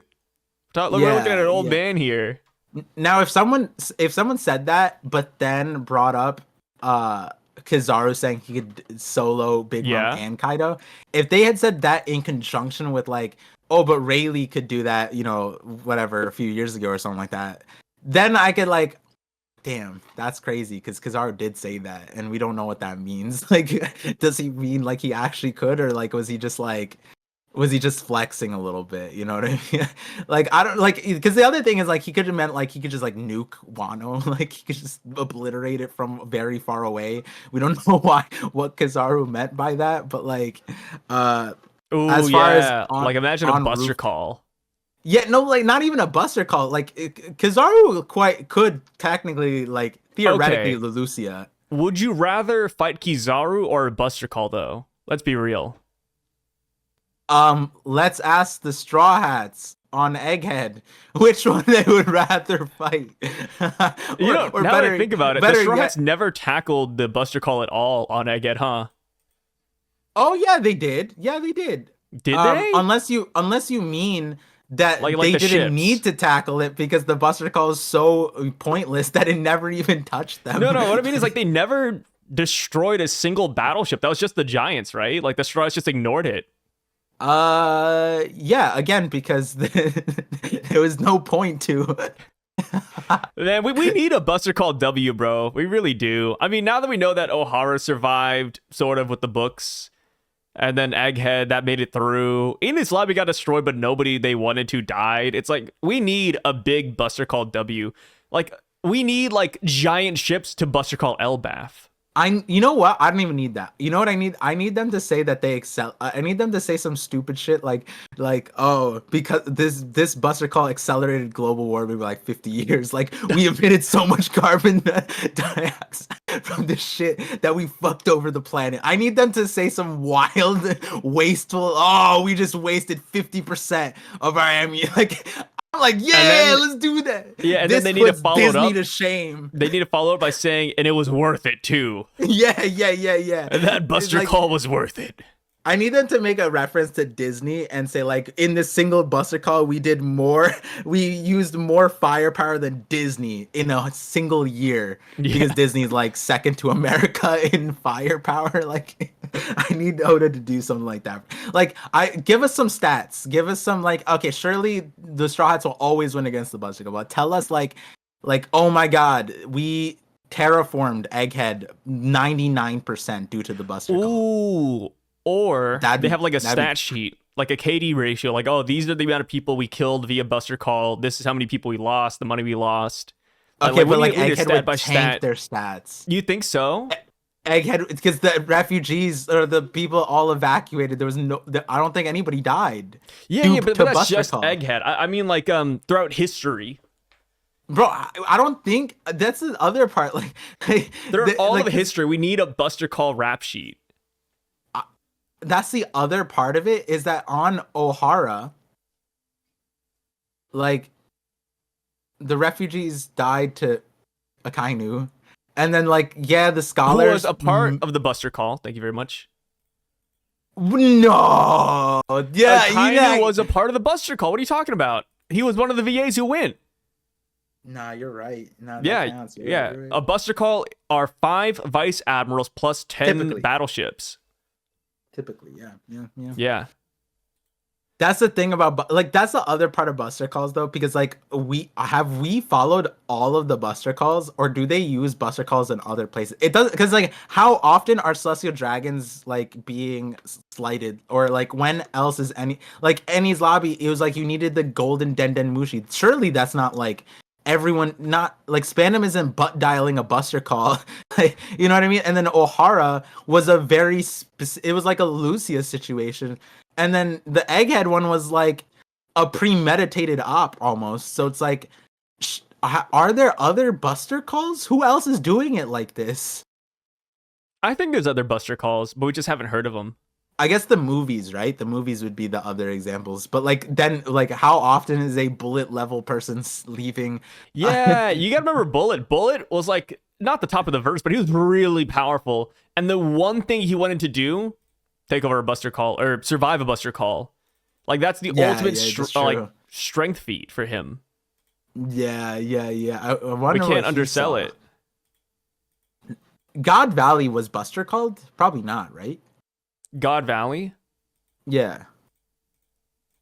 I mean, if it did get Buster called, then we'll never see that place again. Yeah. Yeah, that's the stat. God Valley would inflate the stats insanely. Because would we count the Celestial Dragons as part of the, like, all the people they killed? Is that counting the stats too? Like, yeah, it's just a special Buster Call. It's in its own category. Yeah.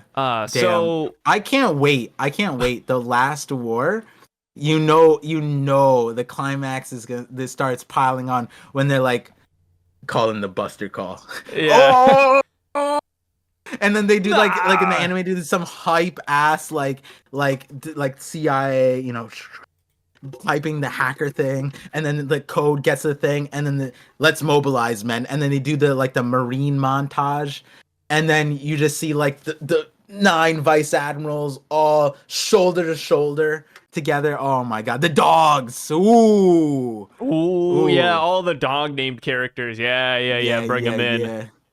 Boom. Ooh, imagine you are at Marine HQ, and to initiate the Buster Call with those dog admirals, you have to get them all in a row and say, "Sick 'em, boys." I thought you were gonna say like use a dog whistle. Oh no. Mine was a little bit lamer. Sick. Yeah, just in general. The dog whistle would be kind of sick though. Because then it'd be like, what's that sound? Do you hear that? And most people wouldn't be hearing it, but like Luffy could. And he's like, I think that's the sound of a Buster Call. Oh my god! Ooh, or like Who Let the Dogs Out starts playing.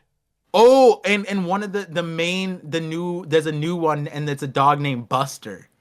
Oh yeah, because Buster's a pretty common dog name. Yeah, we cooking. Let's go, Buster. Oh, the embodiment of a Buster Call. You know how hard that epithet would go? Yeah. Oh, you know what? The living Buster Call. That's Garp's code name when he wears the dog hat. That's when he's a part of a Buster Call. Oh, yeah? He's the 10th Titanic Vice Admiral. He is a VA. And he has the dog hat. He probably has that for Buster Calls. No, I think you're so right. Yeah. You know what? I'm not gonna even. I'm not even joking here. If we see it run back the Egghead Buster Call and Garp is with them and he has that dog hat in, I'm not slandering that Buster Call. It doesn't matter how silly, how failed that Buster Call is. That one's sick. And then you said living Buster Call, and that's what people said about him when he went to Hachinosu. He just like nuked the island. I'm just bringing back an old theory. Yeah. And then you know, on Egghead, right? They're like, oh, we're wasting so much cannonballs. They just either get deflected or they're bouncing or they're not hitting the thing. And then Garp is just like, send me. They're like, are you sure? Send me. And he like hops into a cannon, and then they just fire his ass, and he just goes whoosh, and then he just blows up. Whatever. That'd be so sick. Like now I'm thinking, yeah, like whatever, you know, like the Cerberus sequence where it was just like Oda like tapped into his 5-year-old brain and was like, and then the sword transformed into dog. That's 100% what he's gonna do with Garp later on. He puts him into a cannon, fires him off. Garp goes into the sky, drops down, meteor Buster Call strike, and then it's just Garp, and he's laughing the entire time, and everyone's like, the fear of God is in them. You know what I mean? Like Yeah, that's sweating bullets. yeah. Oh no, it had to be the meteor buster. Did I say Buster Call Strike? Yeah, something like that. It'd have to be that 100%. Damn. Oda, do it. You know what down, they need Oda. to do? What? This is a dirty tactic, but I'm all for it if I was a Marine. But they should lace the Buster Call with poison, and it's filled with whatever illness Roger had. Maybe that's how Roger died. It was just due to a Buster Call. Dude. Yeah, the genie of the convention would hate me, but embarrassment. Let me tell you. Yeah, prolonged embarrassment. They just like all missed him. He didn't die. Everyone survived. Like it'd be like that sometimes. Yeah, he wanted to pad their stats. Because technically his death counted as a Buster Call death. If Roger did die to a Buster Call, do you think Buster Call stocks would go up though? Yeah. What do you mean? Yeah. Okay. Yeah, 100%. Even if he like, that's the thing. Even if he tripped and died in the course of a Buster Call, we'd still give it the credit to the Buster Call. You think we would? Right? I mean, like when they do the thing, how would they know if he tripped and died or if he died to the Buster Call? They would be like, "Oh, surely it was caused by he tripped because he was so scared of the Buster Call." Yeah, that's got to be it. Yeah. So going down with the chapter, let me see here. Where were we? Oh yeah, he says he wants to visit Wano again. Do you think he'll actually go to Wano? Because it'd be kind of cool. So this is the scenario I played with in my mind. It doesn't have to happen, but you know, my fan fiction mind went here. But maybe he does go to Wano after ELBAPH, and Blackbeard shows up to get Pluton. And then Blackbeard, just like how Rayleigh staved him off from Amazon Lily, Blackbeard sees Scopper and he's like, "Whoa, the left hand of the Pirate King, the Mountain Eater. I'm out." And then Scopper drops the same line as Rayleigh, like, yep, I'm glad I didn't fight Blackbeard because he would have cooked me. Or do you think that's too redundant? I think it would be too redundant to the point where I would think that if that scenario happened, I think Scopper would have to die. Like, I think that Scopper... We need a different outcome. Yeah, Scopper would just be cooked. Yeah, he's gone. Yeah, like, we need to prove the point. I feel what I mean? We can't just keep walking away. And then also, like, Scopper's way more removed than, like, Rayleigh was. As far as, like, Rayleigh was at Sabaody, and at least, like, you know, he probably had witnessed Blackbeard a little bit, and like he saw Marineford War. You don't think Scopper like, knows what's going on with Blackbeard? I don't know if it's not. Like, I don't know about like all that, right? But like I guess we have to see the outcome of this fight to know like if he's like tapped in or not. But like I'm sure he's not. Like that's the thing. Like in this situation, I don't think he's like actually like, "Oh, I'm stronger than you. I'm gonna kill you guys." You know what I mean? Yeah. That's not at all what's happening. And so I think that he's probably smart and knows what he's doing, and I don't think he would fight people recklessly in that situation, right? But I would like it for him to go to Wano. That would be sick, but I also would like it for like a Master Roshi training Momonosuke situation, where Momo gets like an actual decorated like person to train him. Yeah. He needs a better teacher than Kinemon. No offense to Kinemon. Actually, major offense. I don't like Kinemon. Yeah, but Kinemon started off okay. No, actually, we can't even from say. The beginning. Yeah, Kinemon wasn't really like he started off on the wrong foot, literally, and then like it took him so long. Because here's the problem with Kinemon. Dressrosa shouldn't have been that hard. You don't think so? Because he's a scabbard. He's insane. He's insanely. Yeah, he's strong. Yeah, like he should have been able to take down. Yeah. Like multiple people on his own, solo, no help. Like that's like executives probably. Like he same thing with Kanjuro. Well, like obviously Kanjuro was like throwing, but like he was throwing the game. Yeah, can't count him. Yeah, so like, but like Kinemon is should have been like a threat. Like okay, like if you put Kinemon in the Coliseum, I think he wins. I think he just wins. I think he would lose against. Like Burgess is like the Burgess one... he would lose maybe, but also I was about to say Barto. He probably lose to Barto because it's a crazy devil fruit. Yeah. But he would beat everybody else though. He'd beat right. Ooh, Danchin Zhao. I like that's the thing, right? Like swordsman. But Danjin Danjin Zhao Zhao is like like conquers hockey. yeah, but Danjin Zhao was motivated because it was Luffy. You know what I mean? Like Danjin Zhao, True. yeah, is strong, but he had his like family lineage Yeah, he on was the line. bloodlusted. Yeah, dude was had no chill. Like, Yeah, like and he was ready Kinemon to was. give up everything in that arc. Ooh. He's like, you know what? I'm tired. Like you, Sai, please take over. Yeah, and then Like, Kinemon has Ryuo too. yeah, like Yeah, he has that's the advanced thing. armament. Like by the end of He Onigashima, pierced Kaido. Kinemon is so like we realize Kinemon is like insane for most of the arc that like the thing is okay like the things that Kinemon does base level didn't exist for Luffy against Doflamingo. Like and if Luffy had any of the Rio, any of that against Doflamingo, Dofi would be cooked. Absolutely obliterated. No recovery. Like done. And we're talking about Kinemon was like, oh, don't like no, that shouldn't be the case. I'm not saying he should have been able to beat Doflamingo. I don't want to even go that far. But like the other people, like Yeah, I yeah. think I'm just talking about Kinemon, like the Don Quixote family. Like, I think Kinemon could have totally helped out the Coliseum contestants, right?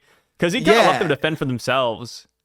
yeah. Like at that point, like, and listen, I might be like, maybe Kinemon tried. I'm just forgetting. But like at that point, you could say that Kinemon was throwing just as hard as Kanjuro. Yeah, I remember they got captured by citizens almost, right? Because Usopp was trying to fire the bullet, and then Kinemon was right there, and he wasn't able to hold him off. But he didn't want to hurt the civilians too, so that's fair. But even Zoro can knock out everybody with the backside of his sword. Whiskey Peak. Yeah.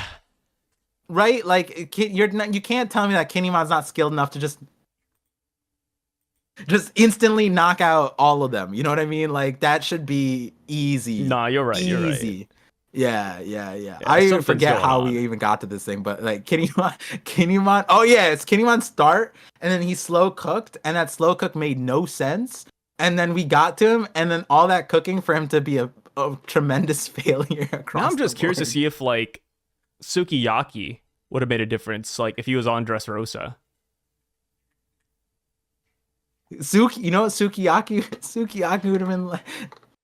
He would have been like, "Damn, Riku, you should just raid." I don't know why you're trying so hard. Yeah, just get out of here, dude. King Riku, just give up and hide, man. What the hell? Let me tell you about the Sukiyaki special. Tell them the water's poisoned. What I would do in this situation, I would just lie to everybody.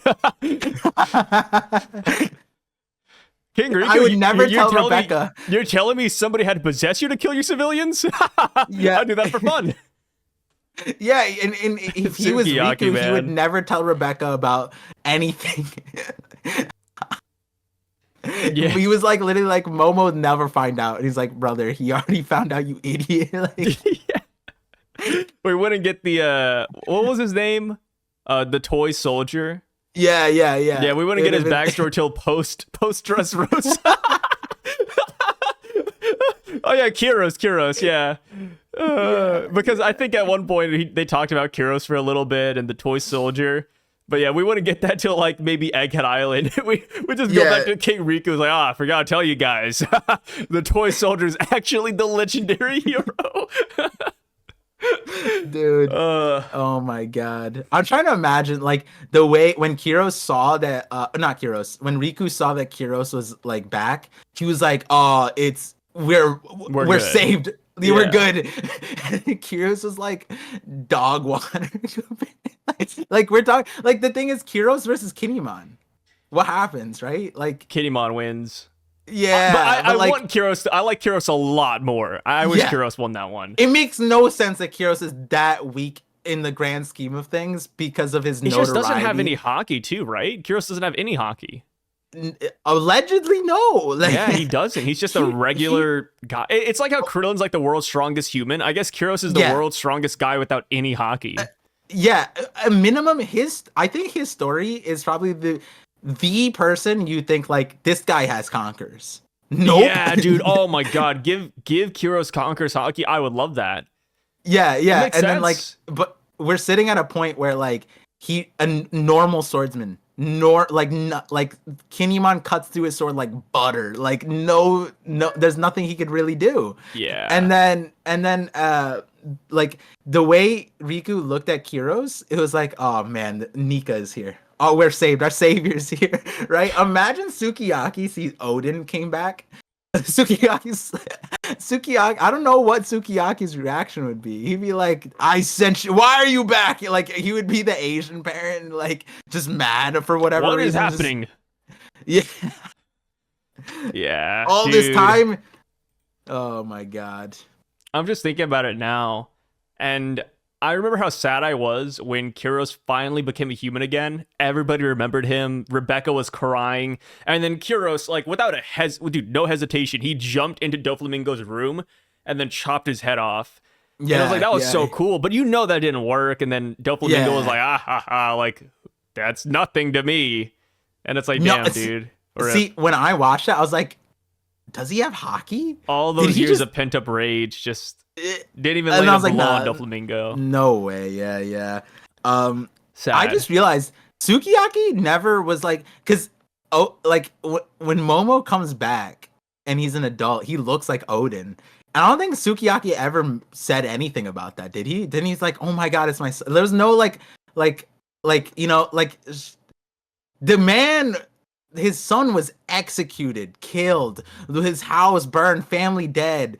And like he knew Momo was alive. He saw that. But then seeing Odin again, surely that would do something for him. But like, he didn't give a shit. He was just like, he's like, I ain't gonna his day. Yeah, I ain't gonna tell him who I really am. Damn, maybe that's why he didn't want to tell him who he really was. Because at that point he looked like Odin, so it'd be really awkward. That could make sense. Maybe. Yeah, I could see that actually. I think we're cooking. Yeah. Sukiyaki is just stupid. Yeah, shouts to Sukiyaki. I don't know how he made it into this video, but we just love it's like what they say, right? Like humanity always thinks about dragons. We always think about Sukiyaki. It's just an endless cycle. So we go on, and Road, the best supporting character here on ELBAPH, he tells us about Yasan, and how this is Ripley's boyfriend guy, as well as Colin's dad. And then he talks about the big pipsqueak, and he's like, yes, the boy's a giant blood runs strong. He's always been too big for me to hold. And we learn that he is actually 20, and that Ripley's actually 80, a really good-looking 80-year-old.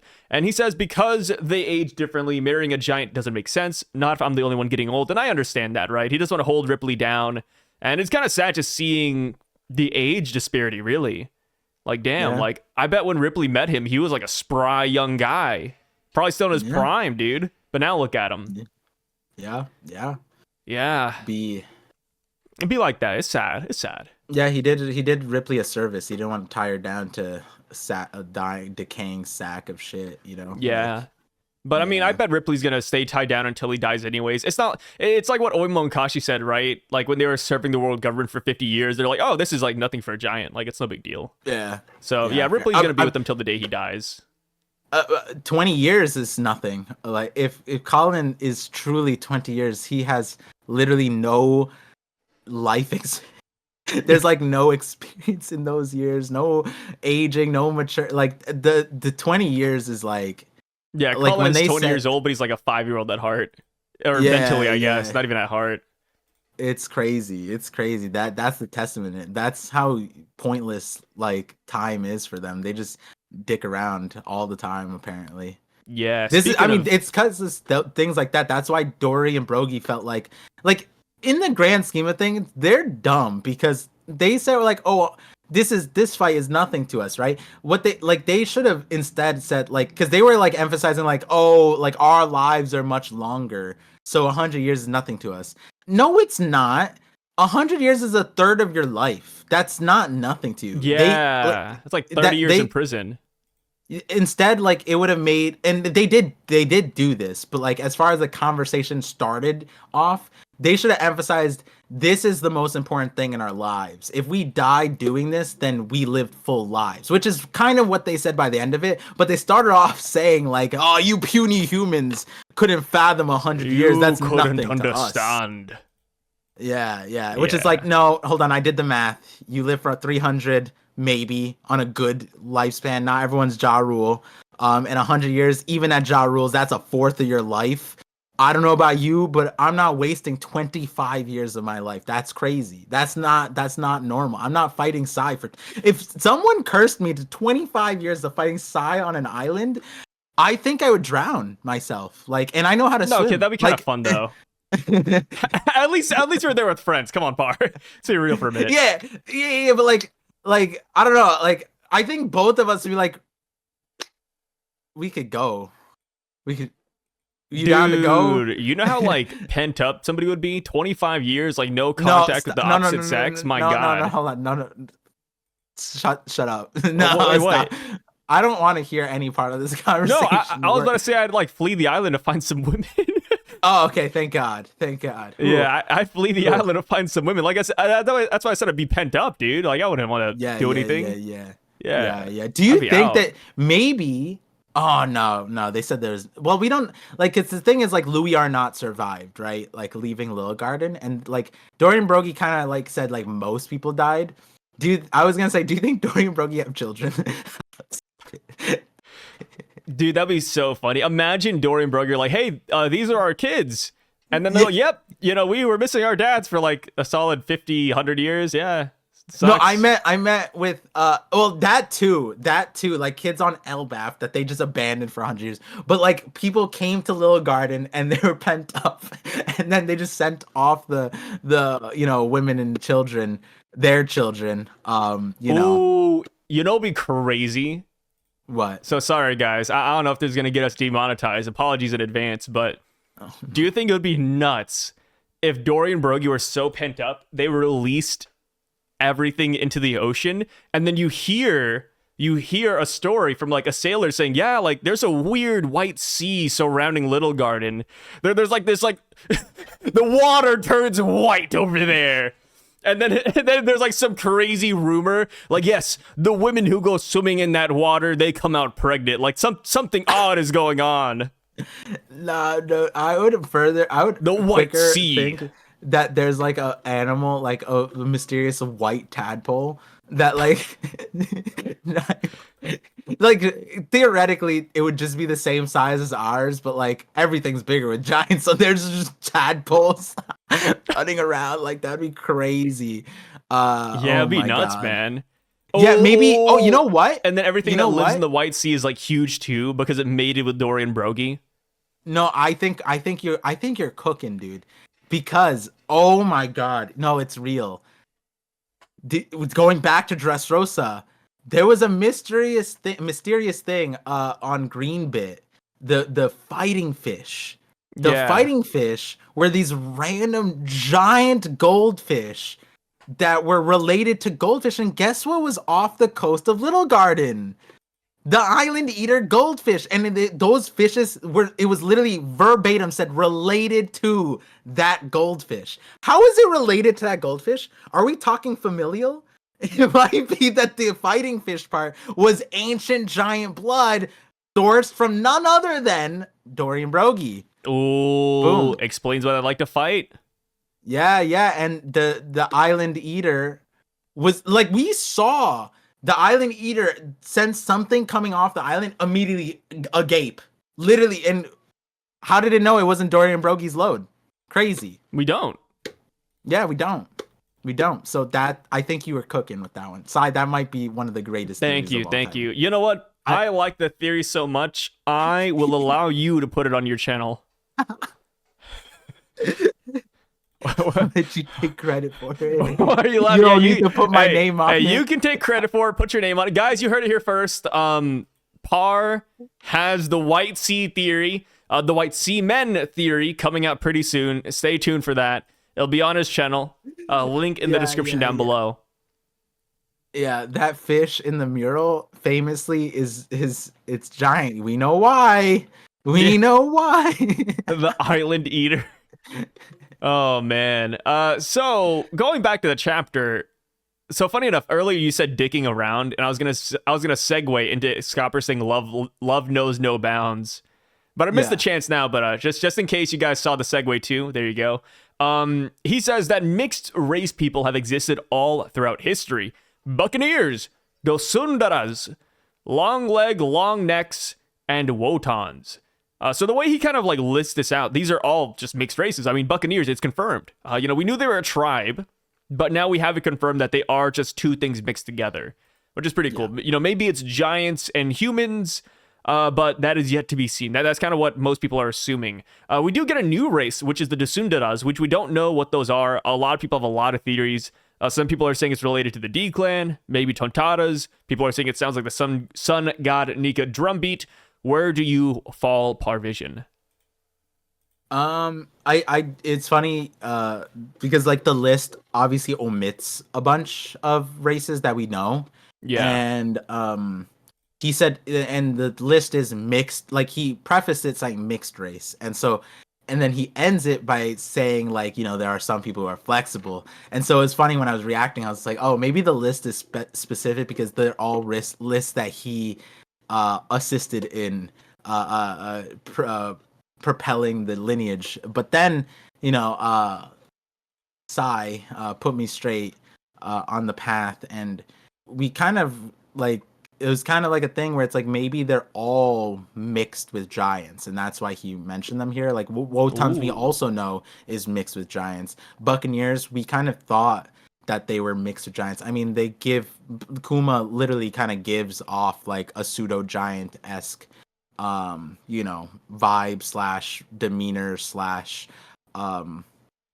also like not the selflessness part, but like how Dorian Broggie like, oh, like it doesn't matter, we can put our lives on the line for this, it's worth it. Like Kuma kind of had that too, a little bit, like put his body in sacrifice. But then long leg, long neck, I think that's a bunch of people since the beginning of time, once we got that revealed, it's like, is this from like giants? It's like one limb got extended to the point where I remember people were saying like it might be that there's a long nose tribe and Usopp is from there, and technically he has giant blood and his nose is like he's the Dosundara.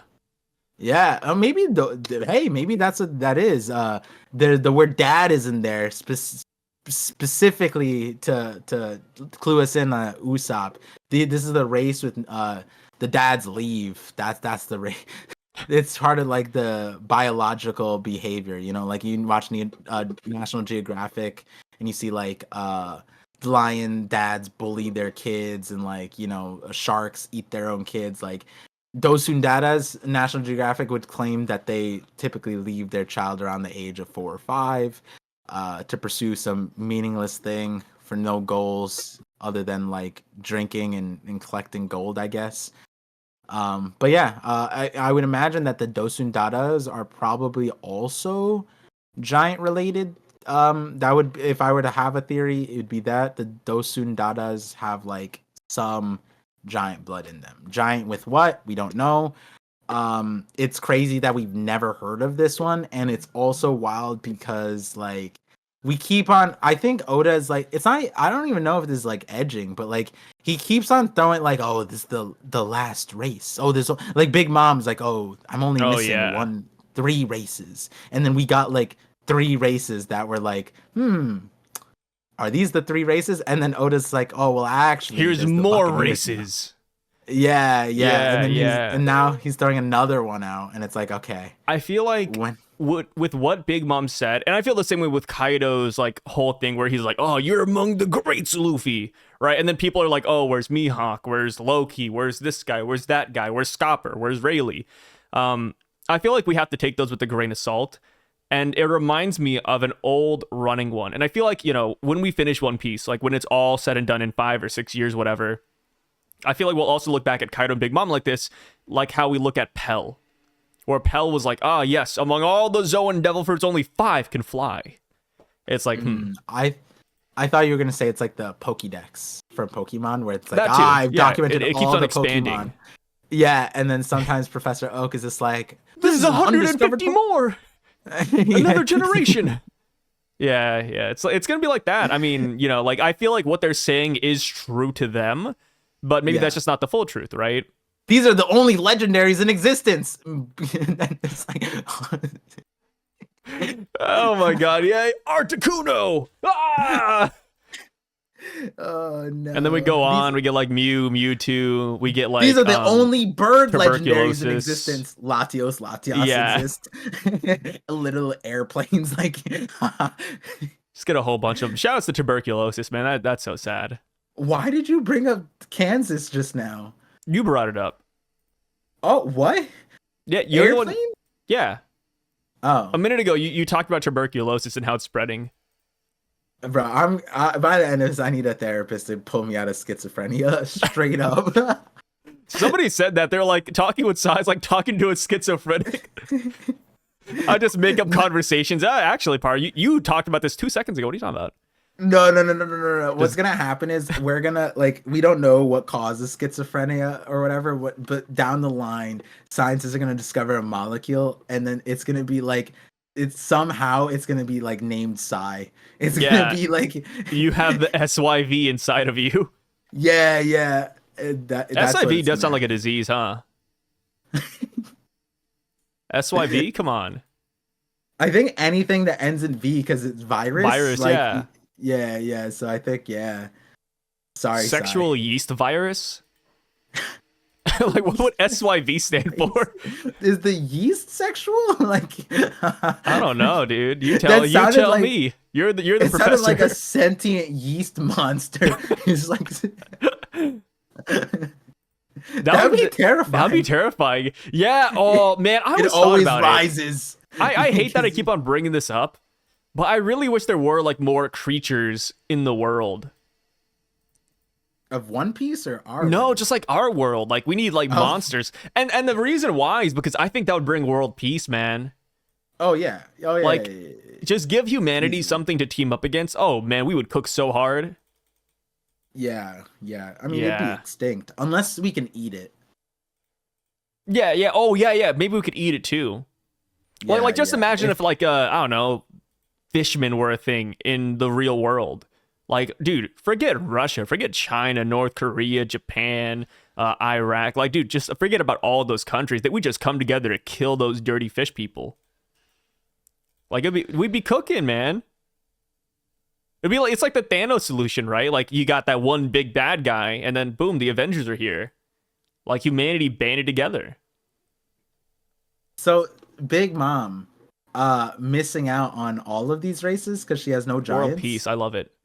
She has no Wotons, no. She has long necks. We don't know. Though. Yeah, she has long necks. She has long limb people. She's missing out on Buccaneers. She has to, unless she's a Buccaneer. There is a chance that like Big Mom's family is so big we just don't see those people though. Like, there's a lot of islands in Big Mom's territory that we did not visit. Yeah. Because Whole Cake Island, or not even Whole Cake Island. It's what is the correct term? Like Totland. Totland. Yeah, Totland. Like, I think it has like 50 islands or something stupid. Like, and we only visited like what, 2, 4 or 5? 3. Yeah. Yeah. Like that. Yeah. So yeah, they could just exist there, but we just haven't seen them. I think that's very reasonable. Yeah, I'm those Sundatas is, and it's also second to Buccaneers. I also like to think that Oda is also racist, and he put this list in hierarchy. Ooh, Oda's favorite race. Ooh, I always wanted to do like a One Piece race tier list. Maybe this is it. Oda put fishmen last, as they should be, on the bottom. It's just gross. Or he he saved the best for last. Wotons are nasty. Like, I like fishmen. I mean, you guys, if you watched, like, you know I like fishmen. But, my God, Wotons are gross, man. Are they? Yeah. The one on Foxy's crew? Yeah, but that was because it was a Pacific one. He was some weird grimy fish that was like a mud fish. Yeah. Or something like that. You think there's like a better fish out there? A better fish giant combo? There's so many cooler fishes that could have been mixed with giants. But like that one was just it was just that one was just hacks because like the whole point was like he was slippery. He was like Alvida, but like giant. So like how like the normal weakness of a giant is that it's a big target. But if the big target is slippery, then like what do? You know what I mean? So then that made that fight harder. That's why Oda made it like that. But like, yeah, imagine we got Hyogo, I think. The Hyogoro? blue ringed octopus. Oh, Hyozoro. Yeah, something like that. Yeah. Yeah, I was thinking like Dude, if we had an octopus giant though, that would go kind of hard, like Cthulhu-esque. Yeah. Ooh. Octopus Wotan, Ooh. crazy. Octopus Wotan. Yeah, I think I Yeah, just need like one really good Wotan to get me to believe in them. yeah, like there's so many options I feel like for what a cool Wotan could be. Especially because like that's the other. I mean, I guess like the other ones had some of their traits too. But even like a puffer fish Wotan wouldn't even be that bad. That'd be crazy. A Yeah. puffer fish Wotan would be bonkers. Oh my god. We have to become even giant. Oh man, Watatsumi would, and not Watatsumi, Sanron Wolf would have like a actual opponent at that point, you know? Yeah, I'd say so. Yeah, yeah. Yeah, I think we need to see more of them, but I mean, it makes sense why like giants wouldn't want to get with fish people. Why? Just the size difference. I feel it'd be awkward. Do you Like wait? Did they swoon over Jinbei?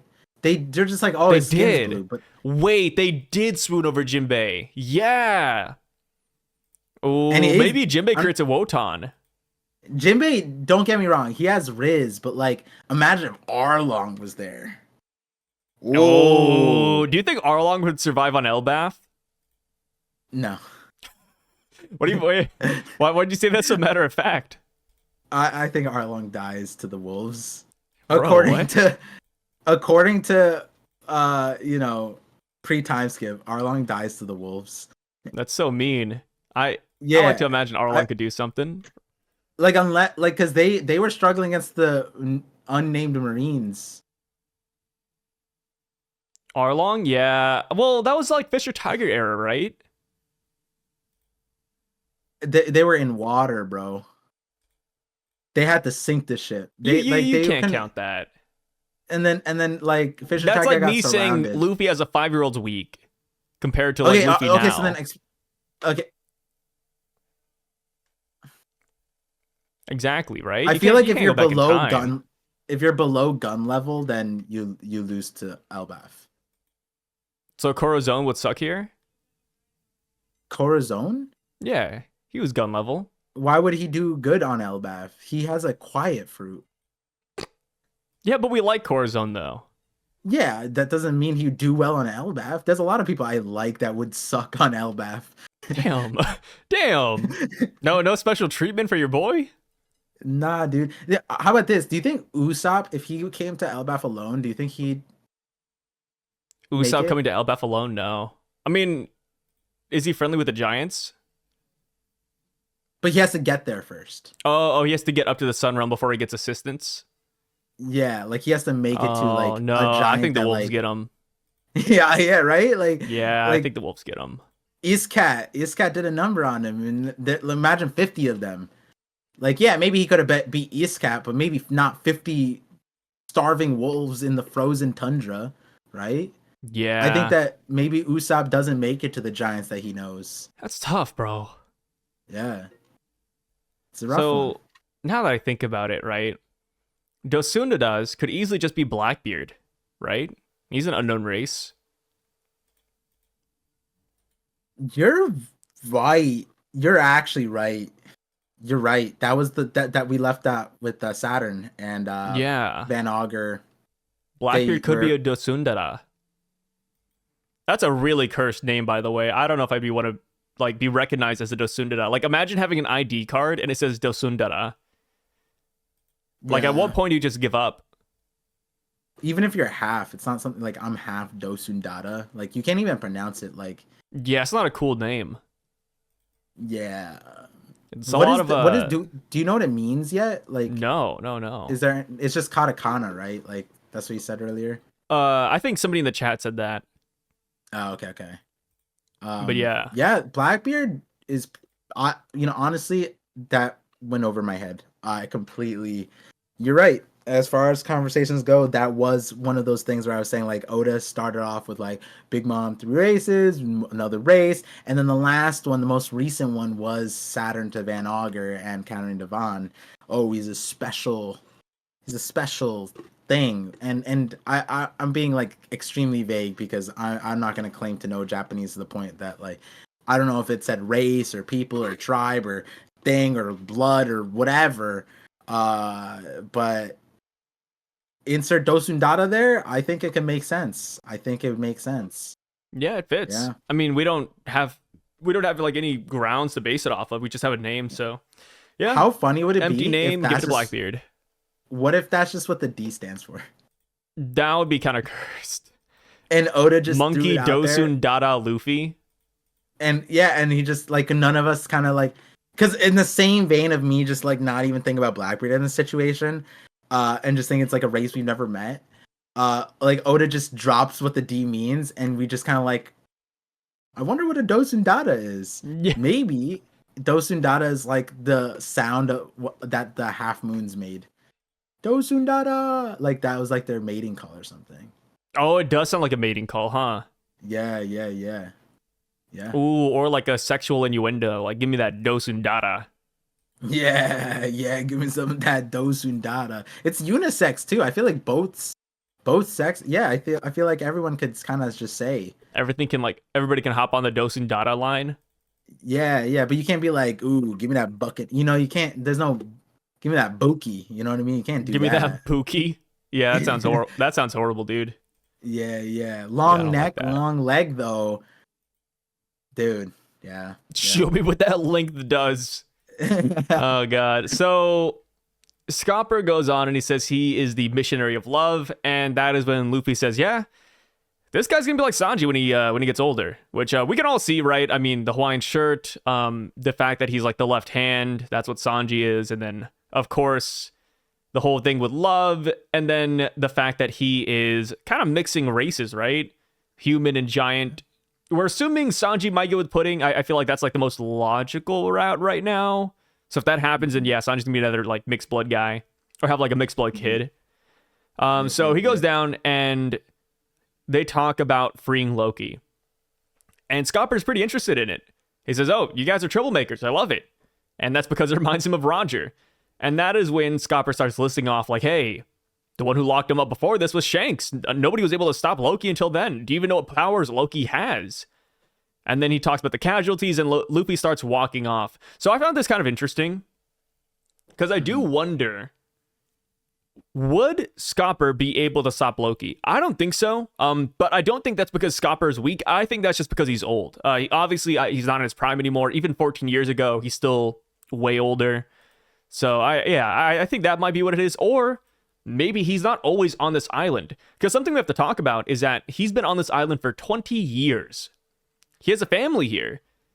But if you go back to Louis Arnaud's warning, it says, "Do not linger here." So what's going on here? Does Scopper periodically leave the island? Does he know what that's about? What do you think? That's true. Where are That's you? true. I didn't connect the on Louis Arnott line and Scopper. And hey, maybe Scopper isn't that old, but he aged up like mad fast for whatever reason because of Yeah. ELBAPH. And like this is just a circumstance that he accepted. Because in a way, I think like Rayleigh, and I said this before, I think like all of the ex Roger Pirates probably have this thing. Like I had an entire video. It's like if you knew what lies at the end of the world, like the destiny of the world, if you knew everything about the world, the mysteries and everything, you wouldn't be acting normal. That information would destroy a lot of people. Like that in and of itself is like a death sentence to a certain extent, because imagine knowing a fate that you couldn't stop. That would be really frustrating, right? Like that could be why Roger's also like, bro, I'm not the person, there's no point in even living. So he probably just gave up against the disease too, and then he accepted the execution, right? I'm sure he wanted to be present in Ace's life a little bit, but then he's just like, damn, like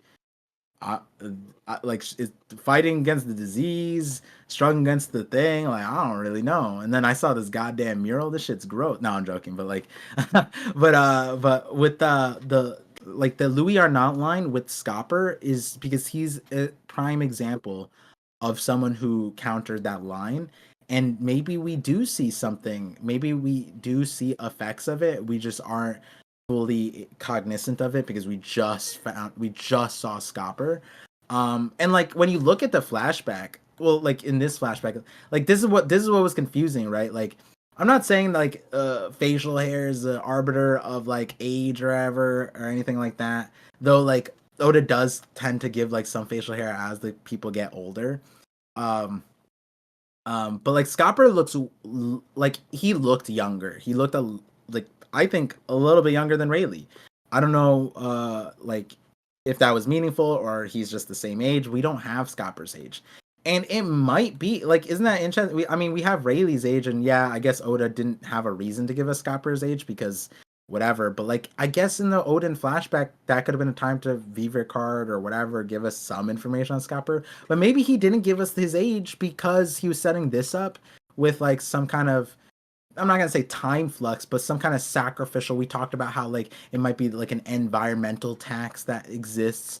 There might be a residual effect of the Atom Tree. It might be that this is why the Atom Tree. Maybe it's a double-edged sword in a lot of ways. Maybe Loki is doing a good thing by wanting to cut down the tree or something like that, you know, or not cut down the tree, but like Ragnarok type of situation. Yeah. So that is a very good point. Something to theorize about, honestly. And we know that Oda wants us to think about this as well, because when we heard the "Do Not Linger Here," we saw Scopper in the panel before that. It was Scopper, "Do Not Linger Here," and so it's like and the stupid giant bear. So like something's going on. Something crazy.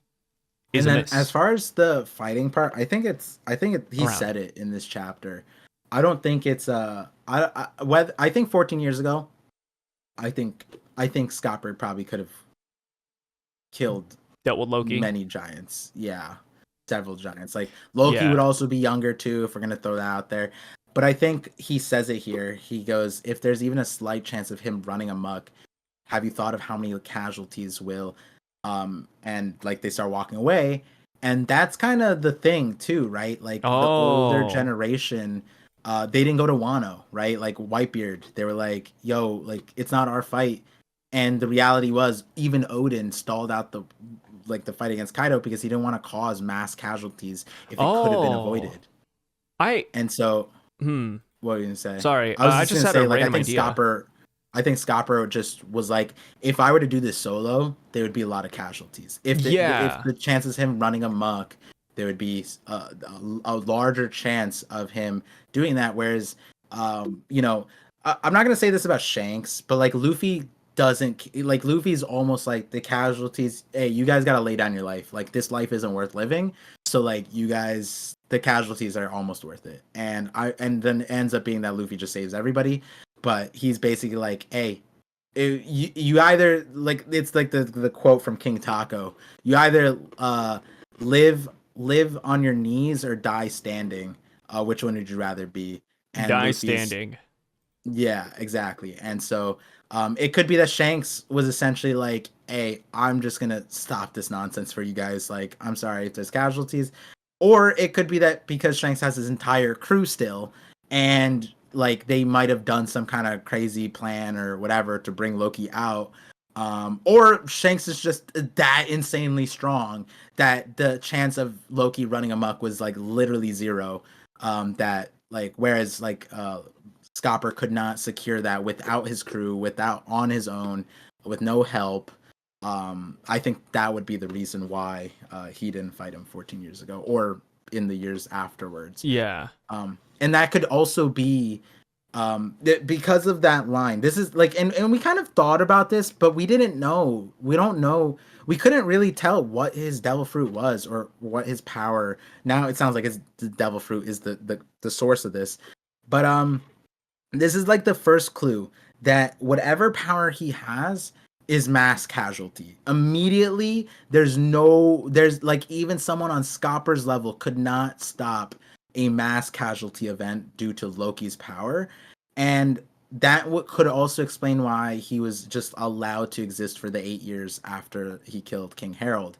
It's because after the 100 guards had died and Ja Rule is down and King Harold is down, the strongest giant, you wouldn't be able to create a force large enough to prevent mass casualty, even if you could stop Loki. I think that would be essentially it. What would be the point if he's not doing anything, and if you fight him, you would essentially do the thing that would happen if Loki crashed out. So why force him to crash out, right? Just wait. Just don't let him. Don't do anything, and it might be better than us fighting him. If that might be it. Yeah, I was just about to say earlier that maybe Scopper is the reason why Loki left. Because Loki killed King Harold, and then he became a pirate, and then Shanks beat him out on the open seas, and then Shanks brought him back to ELBAPH. Maybe Loki didn't want to fight Scopper. We don't know about the open sea part, right? We don't know where Shanks beat him, right? Yeah, we don't know where Shanks beat him. I mean, it could be like on an island, but it wasn't on ELBAPH, though. We know that? We know that it wasn't on ELBAPH? Yeah, I believe so, right? That's what they said. Let me make sure, let me double check. Yeah. Okay, so chapter 1136. Jarl says it was about 6 years ago, I believe, that Red Hair caught Loki rampaging at sea for us. So it wasn't on ELBAPH. So I think maybe Scopper was the one who got Loki to leave.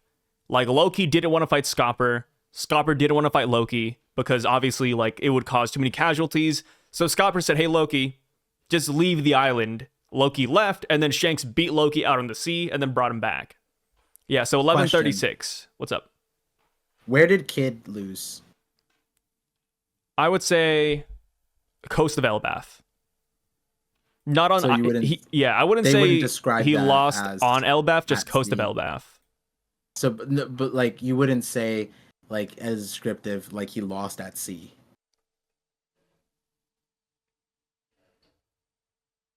If you wanted to be, if you really wanted to like distinguish it, I would say he lost at sea. Yeah.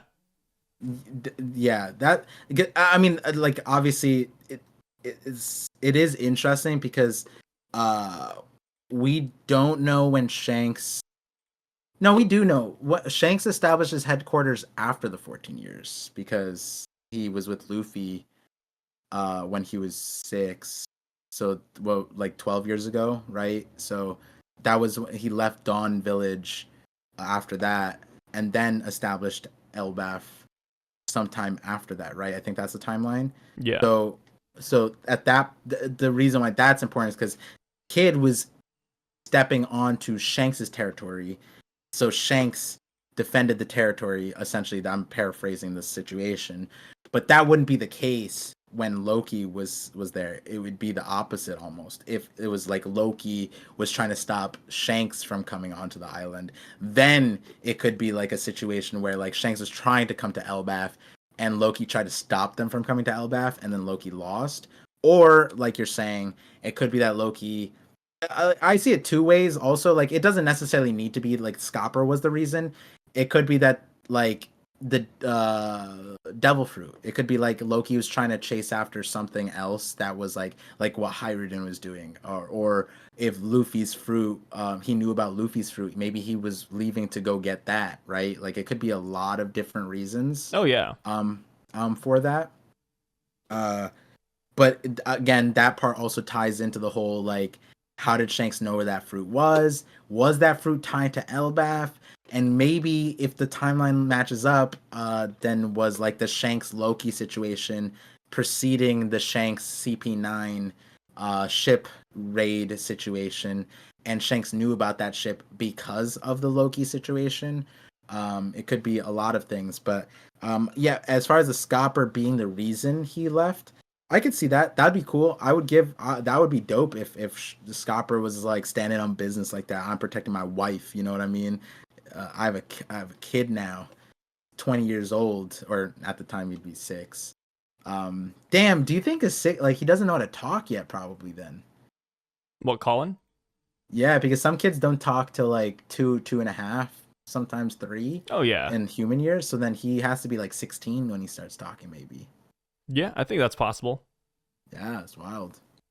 But yeah, there's a lot of reasons and ways we can say Scopper and Loki went down. We don't know yet. That's pretty much what it boils down to. But I do think... Yes. I do think that it makes sense to think about, like... It would make less sense if there was no cross path between them. Oh yeah, yeah, yeah. Yeah. So back to the chapter, we see that Scopper likes Luffy, right? He likes that he reminds him of Roger, so he says, "Hey, Road, push the throne." He pushes it, and then they go underground. We also cut away for a little bit, and we see that Oimo and Kashi are hyping up Scopper. They love this guy. You know, they keep on beating on the bush. They're like, "Yep." And this is why I feel like this might be like an anime thing. You know, people who don't really know Scopper too well, because you know, obviously they're not like reading the manga, or they're not like looking at all the Scopper theories that pop up every other month. But they start beating on the bush pretty hard. Like, hey, among the Pirate King's crew, there are two guys. You know, this guy stood shoulder to shoulder with them. He's pretty crazy. And we get his epithet as well, the Mountain Eater. We learned that at one point he tried to take Roger to a hospital up in the mountains. It got surrounded with vengeful pirates.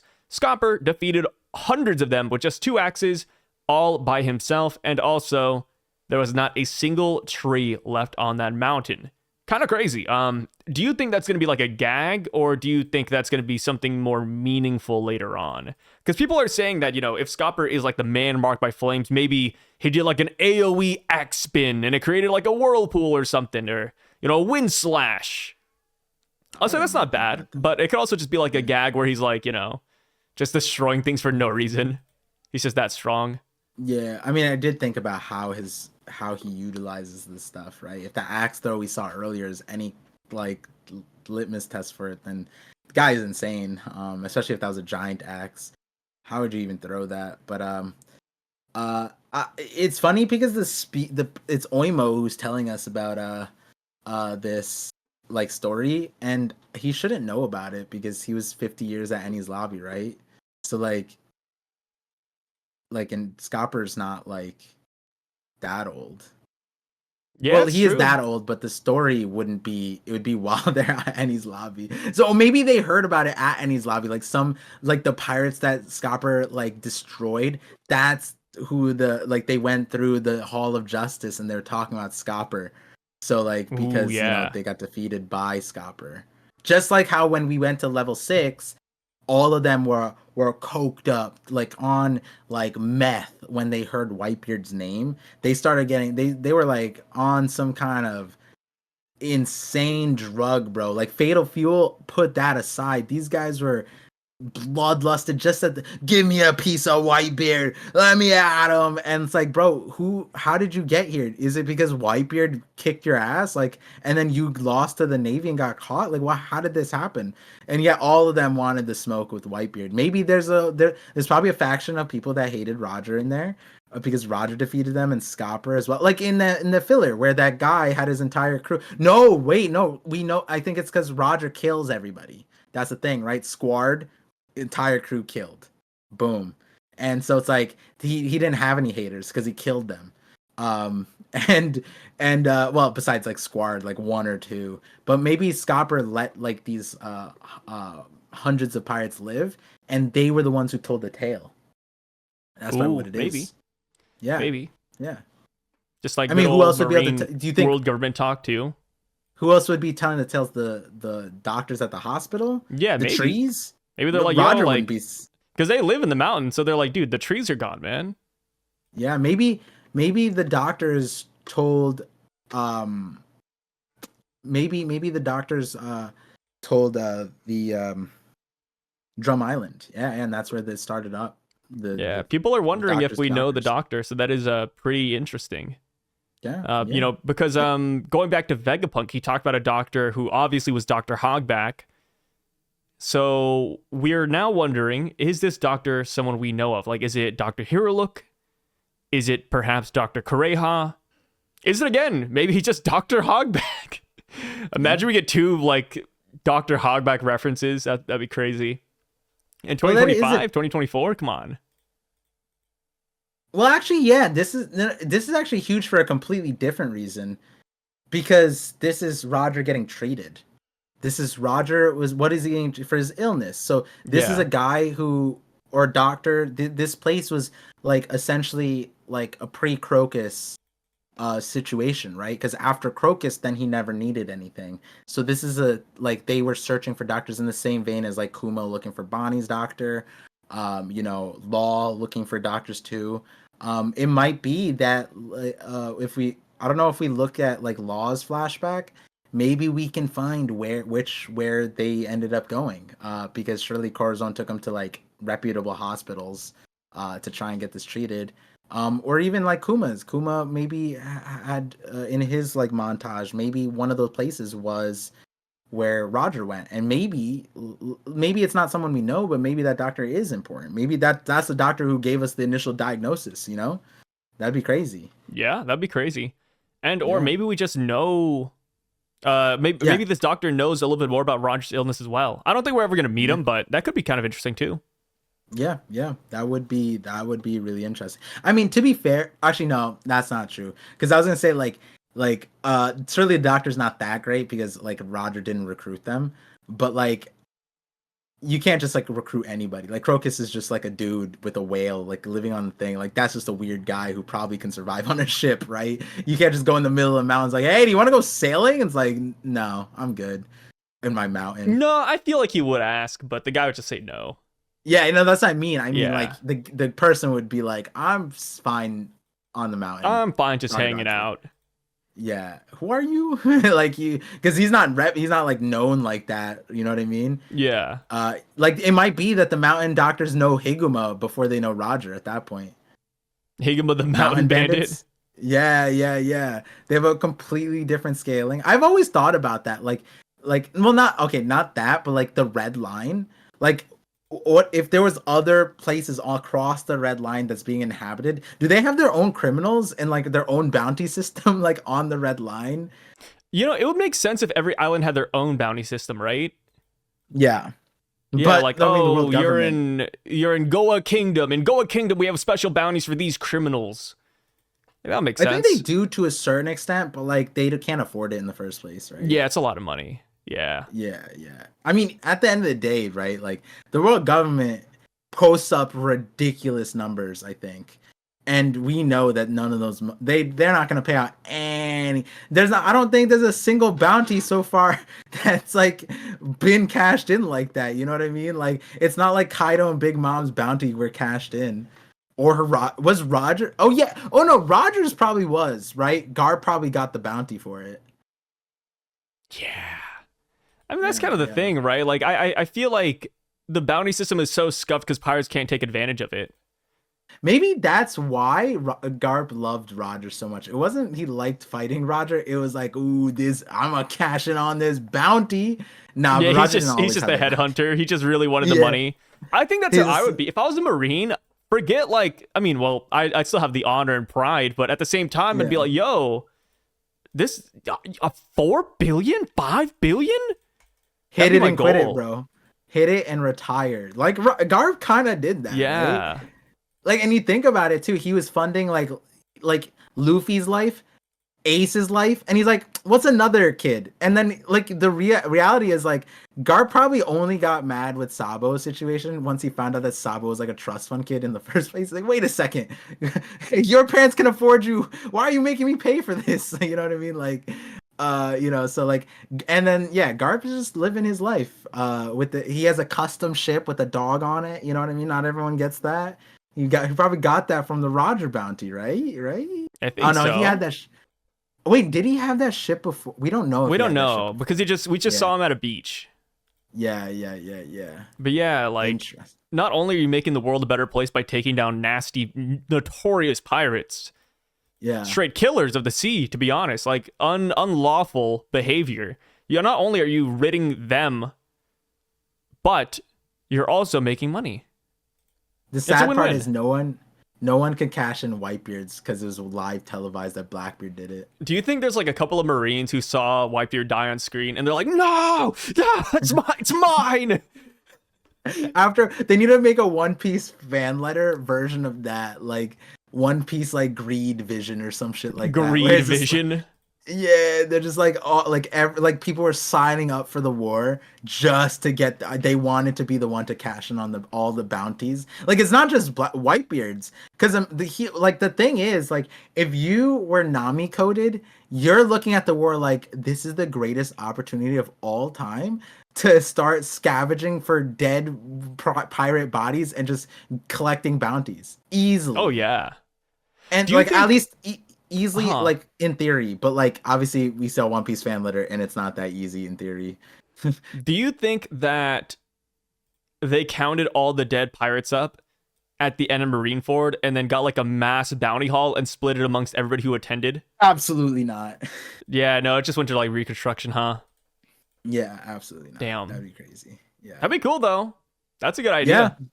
Hey, that would be my world government. You know what I mean? If they did shit like that, I would 100% understand the egghead situation where they're like, they have like pictures of the Saint Saturn, you know, like, oh my God, my end of year bonus 2 years ago was crazy thanks to Marineford. Yeah, They split Whitebeard up amongst all of us as they that'd be should. I'm good. devoted. If that was the reality, honestly, Egghead would make more sense. Yeah, yeah. We need a reason for these Marines to fight. I mean, justice is a really good motivator, but outside of that, like, we need to like put the Yeah, money in there, bro. yeah, justice is a big motivator, but then after something like Marineford, because the thing is, One Piece fan letter emphasized that, like, Marineford was like a one of one, like people don't experience that, and they're like, they were signing up for a war, they're going to the war. I think some people volunteered or whatever, and then they are in the middle of like it's godly battle, like literally apocalyptic, biblical, like Noah's Ark level battle. And then because that happens, the PTSD, the therapy, all that stuff, 2 years goes by, you ain't signing up for shit, bro. You hear a Gorseys on route, on admirals on route? Absolutely not. I'm not going on any mission with an admiral. I'm going on. I at that point, I am asking to be with Nezumi. Sign me up for the sign me up No, not the Rat for Squad.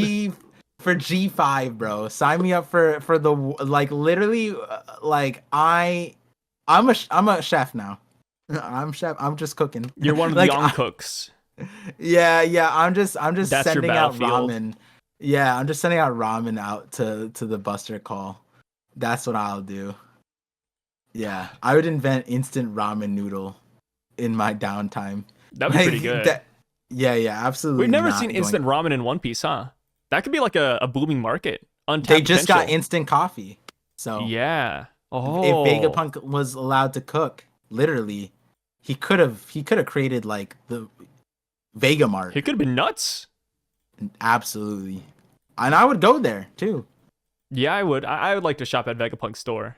Vegapunk, please I open up. think Vegapunk easily multiple times could have become the Elon Bezos Zuckerberg of his world, and he just didn't. Like, he kept on talking about how poor he was, how hard it was to make money. Then we have Wapol, bro. Wapol just fucking eats metal, spits it out, And he's instant good. billionaire. And Yeah. like Vegapunk could, didn't I did that, like, what, like, that's the, I remember nitpicking that at the very beginning. Like, I got annoyed about like how money was so hard for him to get, and like, and the thing is, he was money minded, right? Like the microwave, and he's like, oh, like we just can't, like the other scientists don't know how to make it. It's like, so fuck them, just make three. Put them on like the richest islands on the planet. And he's just not a business person, I guess, which is like wild.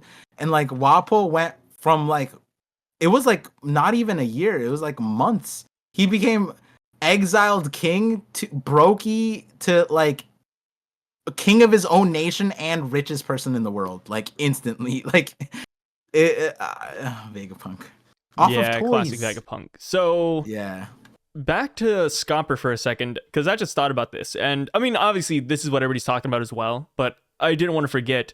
Do you think he's the man marked with flames? Because we yeah, do I mean, see like this, people call it a flame like scar, and I see it, right? If you look at yeah, like a real flame, it kind of does look like that. Or some I like only saw it on the Nordic last depictions of panel. it. Yeah. On the last panel, the angle and the focus Oda gives it to us, it looks like a flame thing. Yeah. More, yeah, more prominently, it's in So center. do you think it's him?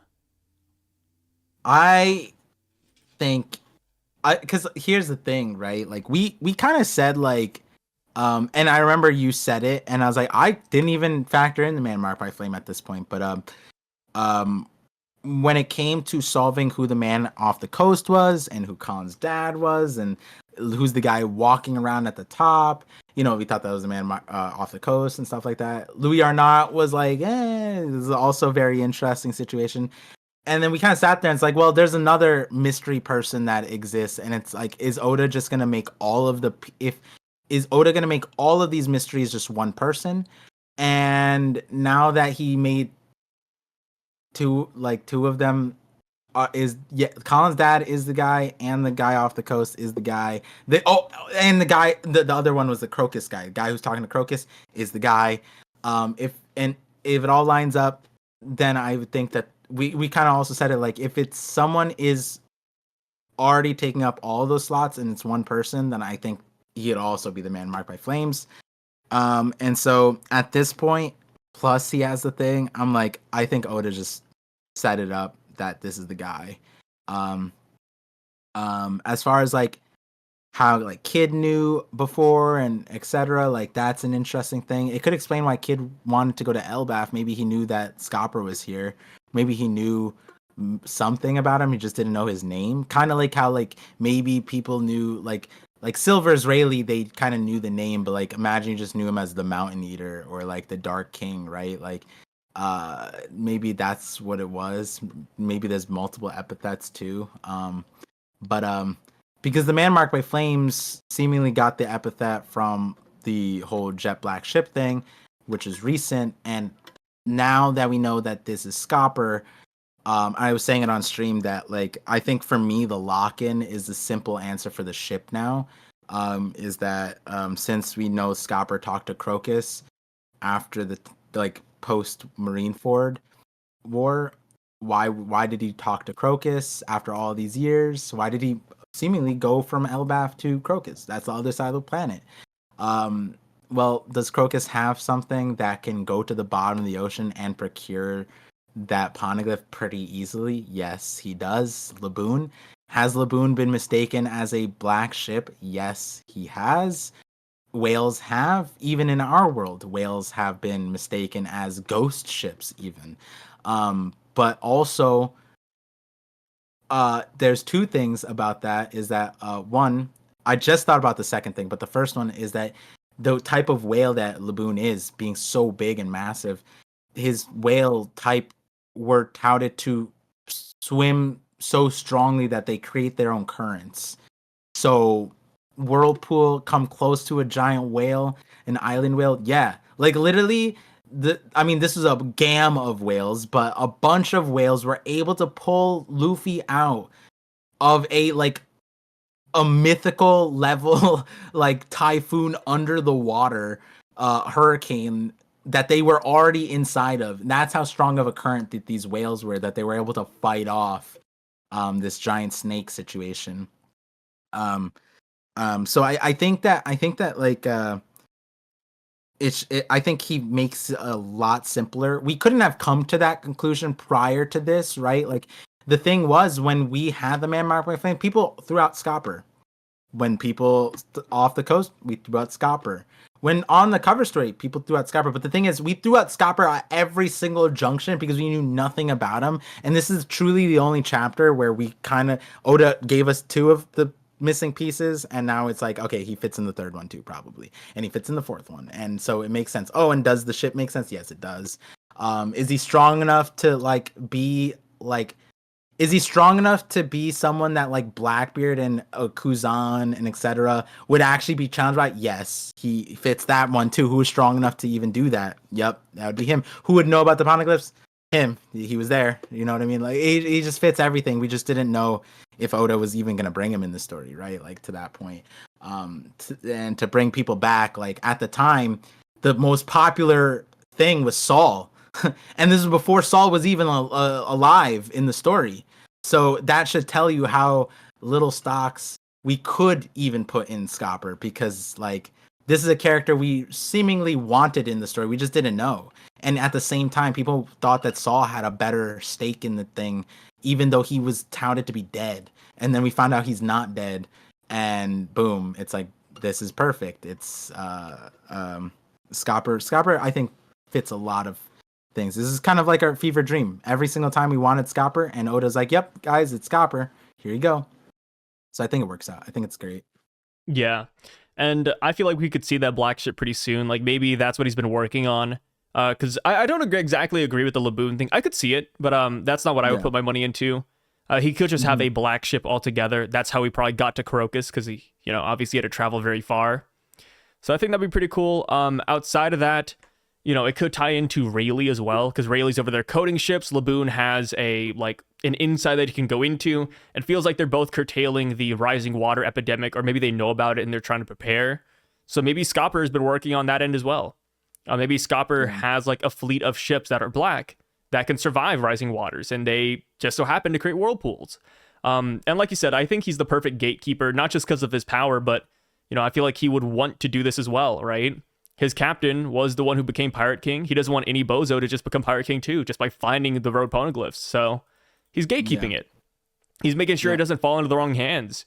And maybe that's even why, which we go on with the chapter, maybe that's why he wants to fight Luffy, right? To test him. Not to like beat him per se, but just like to test Luffy, to see how he fights, to see his hockey, to see what he's made out of, and just all that good stuff. Yeah.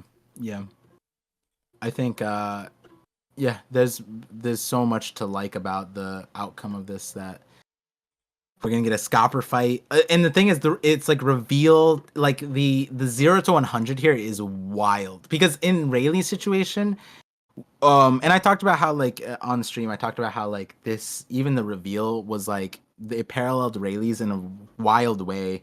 The Giants Association, Rayleigh was introduced to Giants, like come out of a hole, like it's just a really random stuff, but then also just like flex the strength right out the gate, like have some kind of aura, but then also take the, like they have like I think it's simple to say, like Scopper has like special aura, like aura that most characters could never, like Oda would never portray them like this. Rayleigh had that, you knew he was special, but Oda also told us ahead of time that there was the Pirate King's right hand.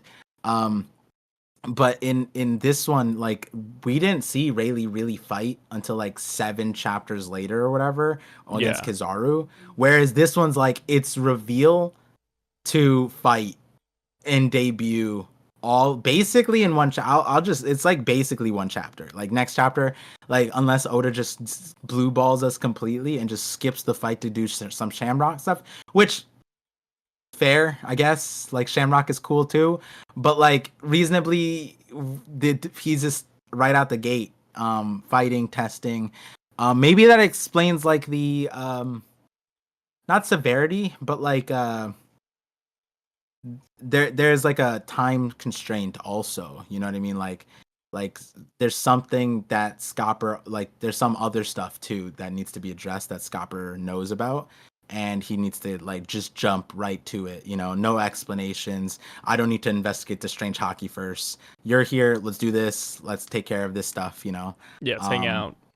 Yeah. It's interesting. It is interesting. Yeah, I mean, when it comes to this as well, like people have been saying that maybe Zoro or Sanji or somebody else steps in and helps fight Scopper. Do you think it's gonna be 1v1, or do you think it's gonna be like a gang up against him? I think it could be a gang up, but I don't know if it starts off as a gang up. I think it would be like, because he didn't declare who he is. He's Yasan to them, right? Yeah. To Usopp and them, they know who he is. With they just know that he knows like Shanks and stuff like that, right? I'm just double checking. Yeah, I'm pretty sure that's the situation. This Yasan. Yeah, so like they probably are underestimating him. And I think a mixture of underestimating him and a mixture of like they're still according to Shanks, new shoots, right? They're still newly budded leaves, just starting to sprout their own flowers. Sure, they're really strong, but someone like Shanks can show up and be like, they're still little ones. We should protect them, coddle them a little bit, protect them from an admiral here and there. But I think largely that there is Scopper and a lot of the characters on his tier, Roger, etc. they have like a tier of hockey. I've always thought this, like a tier of hockey that we just don't know about, and that's hinted by the fact that Shanks has hockey that we've never seen in the manga. But Oda has declared that these things exist, and we're continuing to see other powers that are just wild in the story. But hockey itself is going to continue to expand, and I wouldn't be surprised if they underestimate him a lot, and it drags them out into the point where it's like, like Luffy can like, here's the weird part is like Luffy can sense when a fight is serious or not. Like against Fujitora, he's like, you're an admiral, you have every right to want to capture me, but you are not a bad person. So like all this, like, you don't actually like want to kill me, like that kind of a thing, right? I'm curious if like Luffy gauges something different from Scopper. I don't know. Maybe Scopper's like really serious about this. Like, because it's to get the One Piece. Whoever gets this gets the One Piece and has the fate of the world in their hands. So gatekeeping here matters. It's not like you don't give any leeway, right? And it might be that's why Shanks doesn't want to involve himself at this point, right? Because he wouldn't be able to hold back, and he's waiting to a point where when he doesn't hold back, Luffy can take it. But like with the Scopper situation, I think it's probably 1v1, or maybe it's Luffy, and Luffy underestimates him, and I think he would pull out Gear 5. I think that Scopper would. Oh yeah. Yeah, and I'm just curious on the opposite angle how much they can pull out of Scopper. Because there's a world where he doesn't like the hockey ends up being so hacked that like you need hockey on that tier to compete, and if you don't, it's just ridiculous. And the only way for Luffy to like really deal with it is to just go Gear 5 and just use his own hacks. So like, in that regard, like Luffy's would still be peerless in that regard, right? Like Gear 5 still has no peers. But would you say that Luffy would win that fight? Like, not win that fight, but like, is he the true winner if he just has to go Gear 5 against him, against an old man, not in his prime, right? Like, it's interesting when you say like that, because it's like, damn, imagine if this guy was in his prime, then Luffy would lose, right? If he was in his prime and had that hockey, it'd be insane. But this is all speculative, right? It could be that he just is brute strength, super strong. I am curious about the Mountain Eater thing, because the swordsman stuff, right? Cut what you want to cut, and maybe he like maybe the cut wasn't that crazy, but he wanted all of the trees to be cut down. Like that's another interesting thing, because the peak swordsmen are supposed to cut what they want to cut. So maybe there's something else. I mean, but he's an axeman, though, to be fair. That's true. But I think Oda puts blades all in the same category a little bit. But yeah, it could be that he doesn't see himself as a swordsman. Yeah, like doesn't operate as a swordsman, but the techniques are very similar. You know what I mean? Like the concept of Rio and how he applies it. I don't know if it'd be that different. You know what I mean? Yeah, I feel like you could do that with any weapon, though, to be fair. Right, that's what I'm saying. Like, so all the stuff on Wano he already knows about, and whatever extra stuff that exists he probably knows about. Like, there's like all the like I don't think he's stronger than Mihawk in this moment, but when Oda said like Vista can see the top of Mihawk's swordsmanship, I think that Scopper can see the top of Shanks and Mihawk's hockey output. You know what I mean? Like they know everything about hockey, these guys, and I don't think Luffy and Zoro know everything about hockey, is what I'm basically saying, right? Yeah. No, yeah. I totally feel like this guy's going to teach them a little bit about hockey. It could be like a subcategory of hockey. It could be just the same observation hockey that he has. Right? We also have to think about this as well. Like, this is a Sanji parallel character, but Oda did not bring Sanji here. It's just Luffy and Zoro. And what does Luffy and Zoro lack? Maybe it's observation or love. Because Sanji, we haven't seen any crazy like observation feats in a while from him. But Oda did say that if he was a master of one, he would be a specializer of hockey or observation hockey. Luffy would be conquerors and Zoro would be armament. So maybe this is something that only these guys can take away. So that'd be pretty cool. I wouldn't mind that. As far as like him being the man marked by flames, going back to that one last time, but you talked about Shanks, and it's like maybe that's the reason why Shanks even came here in the first place, right? Because Shanks said, "Hey, Ben Beckman, let's find the One Piece," and then what did he do? He was an ELBAPH, hanging around. So what's up with that? Like maybe he came here for a reason. Maybe he knew that Scopper had it, and this was a pivotal stop. It wasn't just like, oh, like let's gear up before we go. No, no, no. What if this was like important? He came here for that bro poneglyph. Yeah, that relationship's also interesting too, because Elbaf is Shanks's territory, and 2 years ago ish, this is like in the Godfather Shanks video, I kind of alluded to the idea, right? In the same vein of like I was saying, like based off of the where the Roger Pirates that we knew of at the time. I'm not going to include Scopper in that because I don't know if Oda would continue the thing. Maybe he does, but based off of analyzing even what Oda gave us then, you could conclude that there's some kind of world flooding event. And I said that in the video, and then fast forward to Vegapunk's speech, world flooding event. That's something that they most likely are anticipating, and Rayleigh becoming a shipcoder, Crocus living inside of a whale that can go underwater. Very interesting. Buggy didn't see Laughtail, Shanks didn't see Laughtail, so we can't really say about that. But I tossed up the idea in a separate video that prefaced that one, because a lot of my videos like lead up to bigger videos and stuff like that. And that video I was saying, like, is Shanks the mastermind of the story? Like in the sense of like, with Luffy's situation, once he ate the devil fruit, maybe that wasn't intended, but once he did, he set him on the path. And Rayleigh being at Sabaody and like looking out for the Straw Hat, maybe that was a design of Shanks's plan. And then the next part was maybe Scopper would be at the end of the other side of the new world, and ELBAPH is kind of there. And now 100%. ELBAPH is Shanks's territory. So, like, is there some kind of design here? Well, Scopper ended up here separately 20 years ago, and he wasn't coming here for Ripley. We don't actually know why he came here, because it doesn't necessarily. Oh no, 20 years ago he started living here. That's when they had the kid. But we don't know necessarily why he came here. Was it for Ripley? Did he meet Ripley prior and he came back? Or did he meet Ripley after coming here? We don't necessarily know. But at the moment, it's like, as far as face value, it's separate. And that's another interesting thing, is that if Shanks is going after the One Piece, which technically he only recently declared, Scopper might have unilaterally took upon himself to become the man marked by flames, took the poneglyph. Like, he might not even told Shanks. And that relationship is very interesting, because Scopper lives on ELBAPH. ELBAPH is Shanks' territory. If Scopper did that without Shanks' knowledge, did Shanks figure it out, or like did Scopper tell him?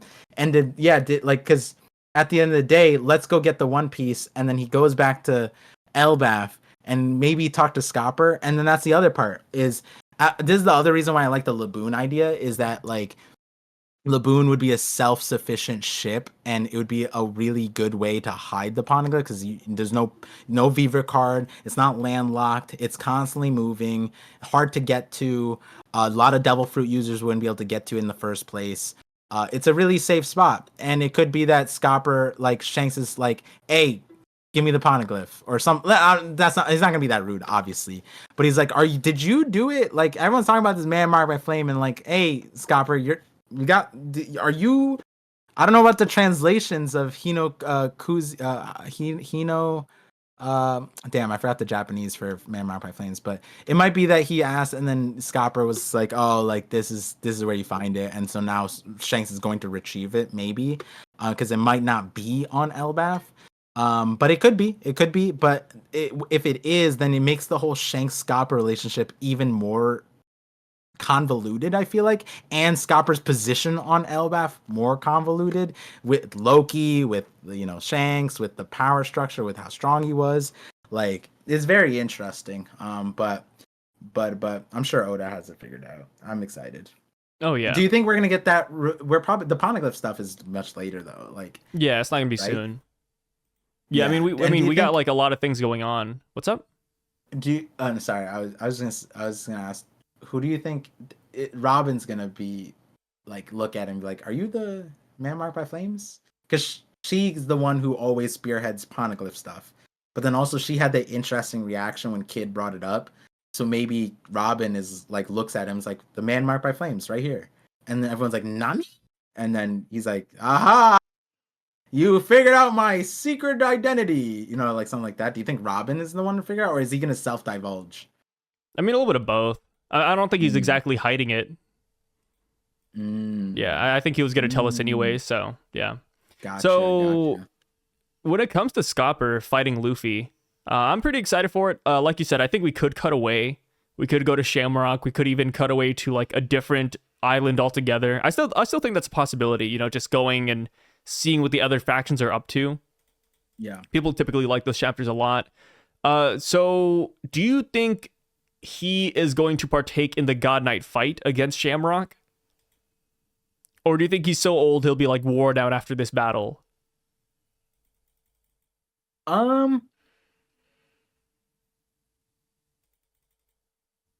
Gunko makes it interesting.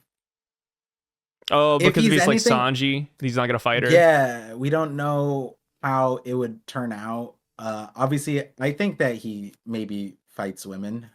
We don't have any evidence aside from that, but I think it would make sense for them to fight Shamrock. But also, the thing about the Roger Pirates, they knew about Shanks being a Celestial Dragon. They had to. Like, there's no doubt. Like, from day one. Like, you don't fight Garling, who looks a clone of Shanks, just with a different, like, hair, I guess, and then raise a kid to basically, like, young adult, look spitting image, and yeah, they know. Steal the Celestial Dragon? Yeah, they know. So I don't think the Shamrock thing is going to be that much of a thing. So like, I think that maybe he might be the reason why Shamrock and Luffy don't, or we don't get a Shamrock Luffy like extended fight.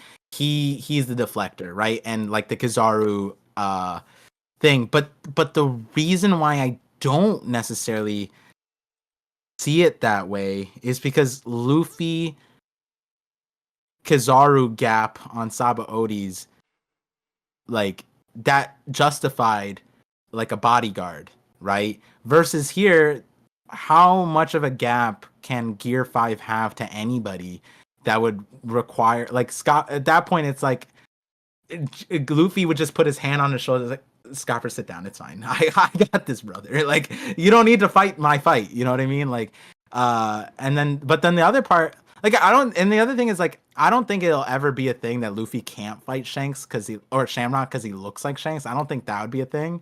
That'd be a funny gag, but like, I don't think that'd be a thing. So I do think, especially because we got introduced, the reason why he came here was to vet out that hockey.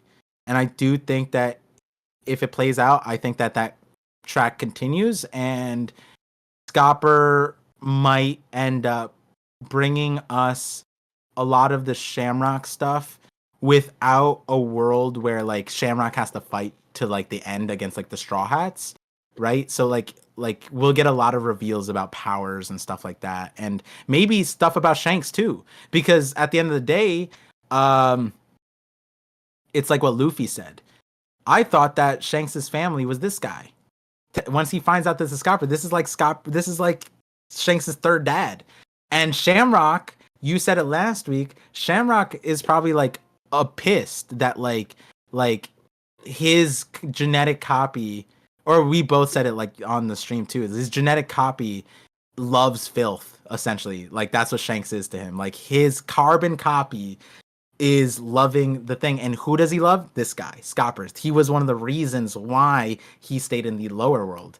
And so it might be that Shamrock has like a personal reason to kill Scopper, aside from everything on ELBAPH. Like, once he finds out who Scopper is, or Yasan is, then it might be that Shamrock not bloodlusted, but like, oh, this is a family matter.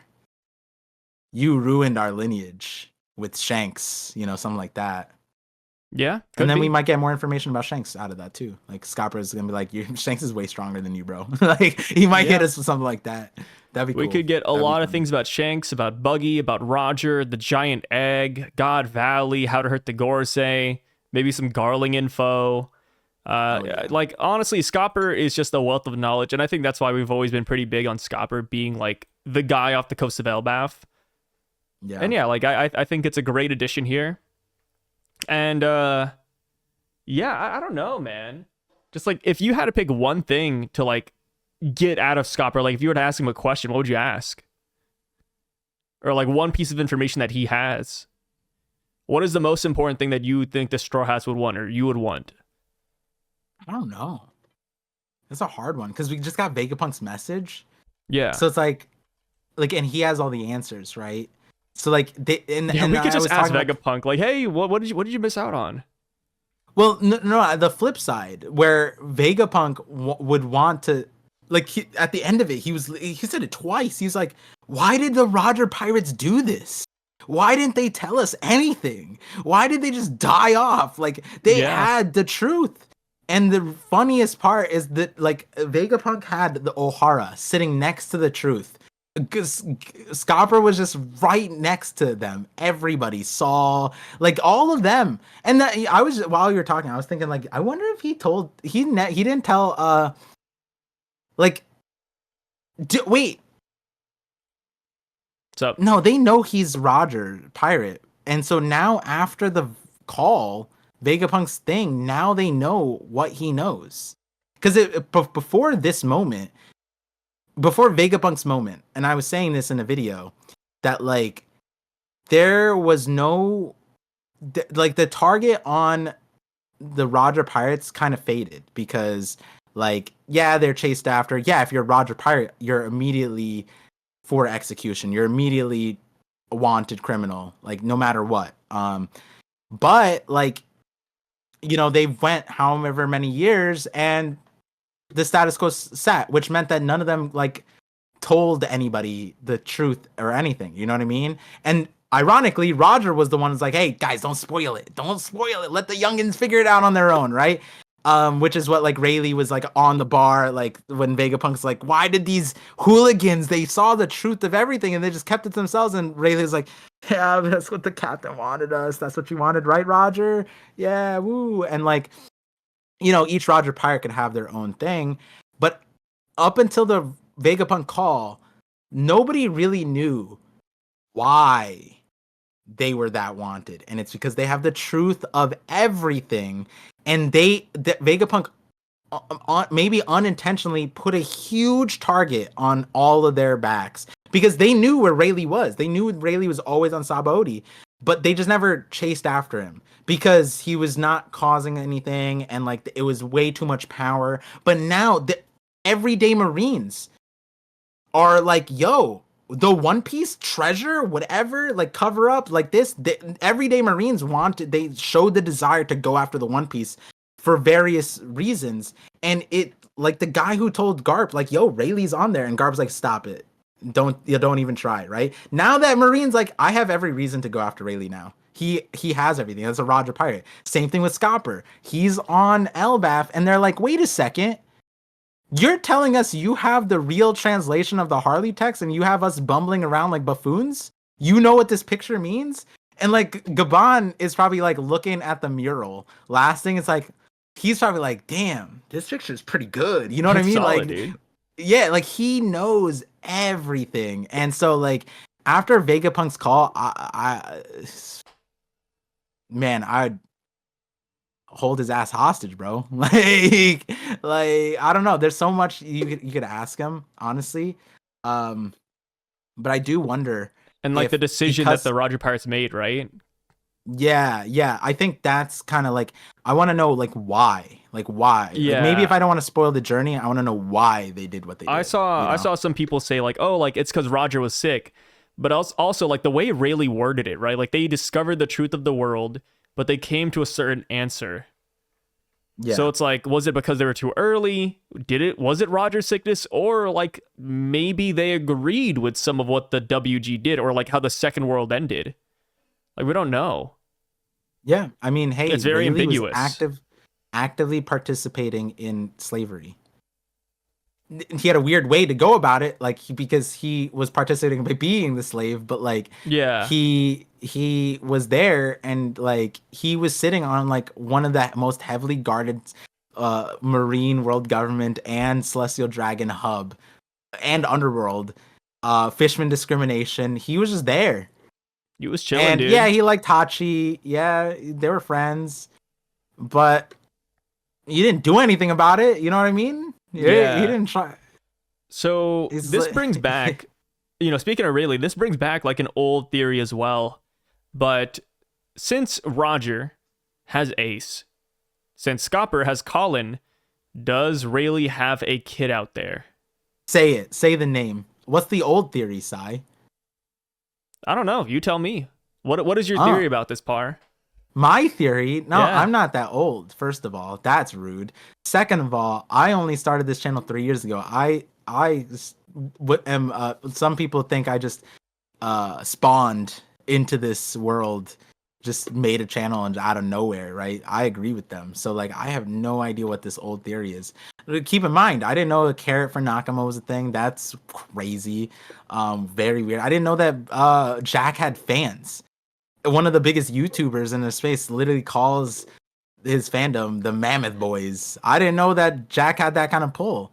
That's wild. So like Conjuro, I mean the Conjuro spy thing was an idea that I think made sense because like he's interesting, but like that was a movement. I think someone predicted it off of like his left hand or right hand thing, whatever. So um but yeah, it's so Sai, who people are saying that Rayleigh, and they were saying that before this chapter a long time. Mm-hmm. They just said, they were just saying that he has a kid. I mean, Yeah, yeah, just a why not? kid. He's mad old. Shaki's also old too. She looks like a mom. She looks like mommy material for sure. Yeah, I could see that. Yeah, yeah. I think lots of people would want to call her mommy. So I'm sure that there is a kid out there. They're Surely. just hanging around, and then Rayleigh and Shaki abandon them. I don't know. Abandon's crazy. Not abandoned, but just like leave them to their own devices with no parental Ah, control. no parental control. Yeah, yeah, yeah, yeah. Yeah, It- people are cooking up theories with that, man. I mean, it's been around for a while, but I don't wanna give it any heat. what? Wait, what's it? You got it. You can't keep me in the cold, Sai. No, I'm sure astute observers know Freezing. who we're talking about. I'm So, freezing over here. to end things off, this was a great chapter. I excited. We got our first break week in 4 weeks. Oda, the king over here, pumping out nothing but content. Pretty crazy. I mean, that's why I think a lot of people forgive the shorter chapter, right? Only 13 pages, but it's like 13 pages that we wouldn't have had in 2024. So yeah, good Bro, things here. yeah, And yeah. any final thoughts to end off on Par? I'm just so grateful for One Piece. I think what you just said also just reminded me. I like follow a few other series that like they don't post regularly Yeah. and or they're like monthly or something. That And then you forget shit's they're even a so thing. sucky, dude. Yeah, Yeah. yeah, it's so sucky. One Piece is like It's like your uncle visiting you in the night after like a I was gonna fiesta, say, just I was gonna say, coming like in. it's What's up, bro? understated how difficult it is. Not like anything But weird, like, by the way. Just visiting you, yeah, like a family what, friend. Yeah. huh? What is it? We're not at a church or something. What the heck? Um, but as far as like the yeah, like the chapters, like even the anime, right? Like that was always my biggest defense for like people wanted seasonal stuff, and I support a seasonal thing. I think it'd be better. Yeah. But I was like, I always thought this, and I thought that this was intentional from Oda. I thought that this was like what Oda wanted, and he kind of says this um in his interviews too. He he really values that week to week schedule. All the mangaka that he looked up to, they had this ridiculous schedule that he wanted to not just emulate, not just learn, but also surpass. And I think he did surpass a lot of them. And I don't know about all of them because back, like obviously things get easier a little bit over time, more expansive, but maybe with technology. But Oda doesn't even use all that, and he like 28 years week to week, yeah, break weeks, whatever. But like that is insane on its own, and he definitely succeeded on that metric of like he was talking to like I forget the few of the newer mangakas, not newer, but like their series might have finished recently or something like that. Yeah. But like not of the Toriyama era. And they're not on a week to week schedule. And he was like, like it should be like a person of my age past 40 should not be doing this. This is really not good for me. But he's still doing it because it's fun and all that stuff. And that is just insane. Like, that to be able to do that and create something like that where week to week, and like, I forget when I was thinking, it was probably a shower thought. I was thinking like, damn, I feel like some people talk about, I heard this, I don't know if the person was memeing or joking, but a few streamers went to Japan and there like One Piece adjacent conversations happening, and some of the people didn't watch, or they did watch One Piece and they just didn't understand why One Piece was so crazy. Like they went to all the way to like Dressrosa or something, and they were like, this shit's ass. Or no, they went to Fishman Island and they like, this shit's garbage. And I mean, it's anime too, so it's like that makes sense that they had that take. But someone's just like, I think that they were saying that I think that One Piece viewers either grew up with it or have Stockholm syndrome, like it's sunk cost fallacy. Like they already read so much that they just like have to convince themselves that this is amazing, so they keep going. And like I, not that I denied it, but like obviously where we're at, like that's just silly because like how crazy the story is. But I was thinking like, damn, One Piece could be like 2 tiers shittier, and I'd still appreciate it for being so consistent. And I know that because I read Detective Conan, which is like the good parts, but like I watched Detective Conan, and most 99% filler. Most of it's garbage, but it was consistent for the same time as One Piece, and there was like that 10% of canon stuff that was really good, and I stuck around for that. And that was the exact example. Like that power of being week to week for so long is something that we should really appreciate. So having 4 chapters in a week or in a row, amazing. Shout outs to Oda. Appreciate Yeah, you. shout outs. And we got the Yeah. crazy Scopper reveal too, man. The mural Yeah. was great because we got all the theories, but Scopper, I think that's just a hype reveal in general. Yeah. It's just so fun. And shout outs to everybody that tunes into this. It's really fun to like Oh yeah. have a community that like keeps track of like what, like, not just watches but like pays attention to the point where they create their own art or memes or jokes or running gags from what we say and bring it up in future stuff. It makes it a lot more fun. So I appreciate all that too. I'm looking at you, Thomas Carbone. I'm watching you. Shout outs, Thomas.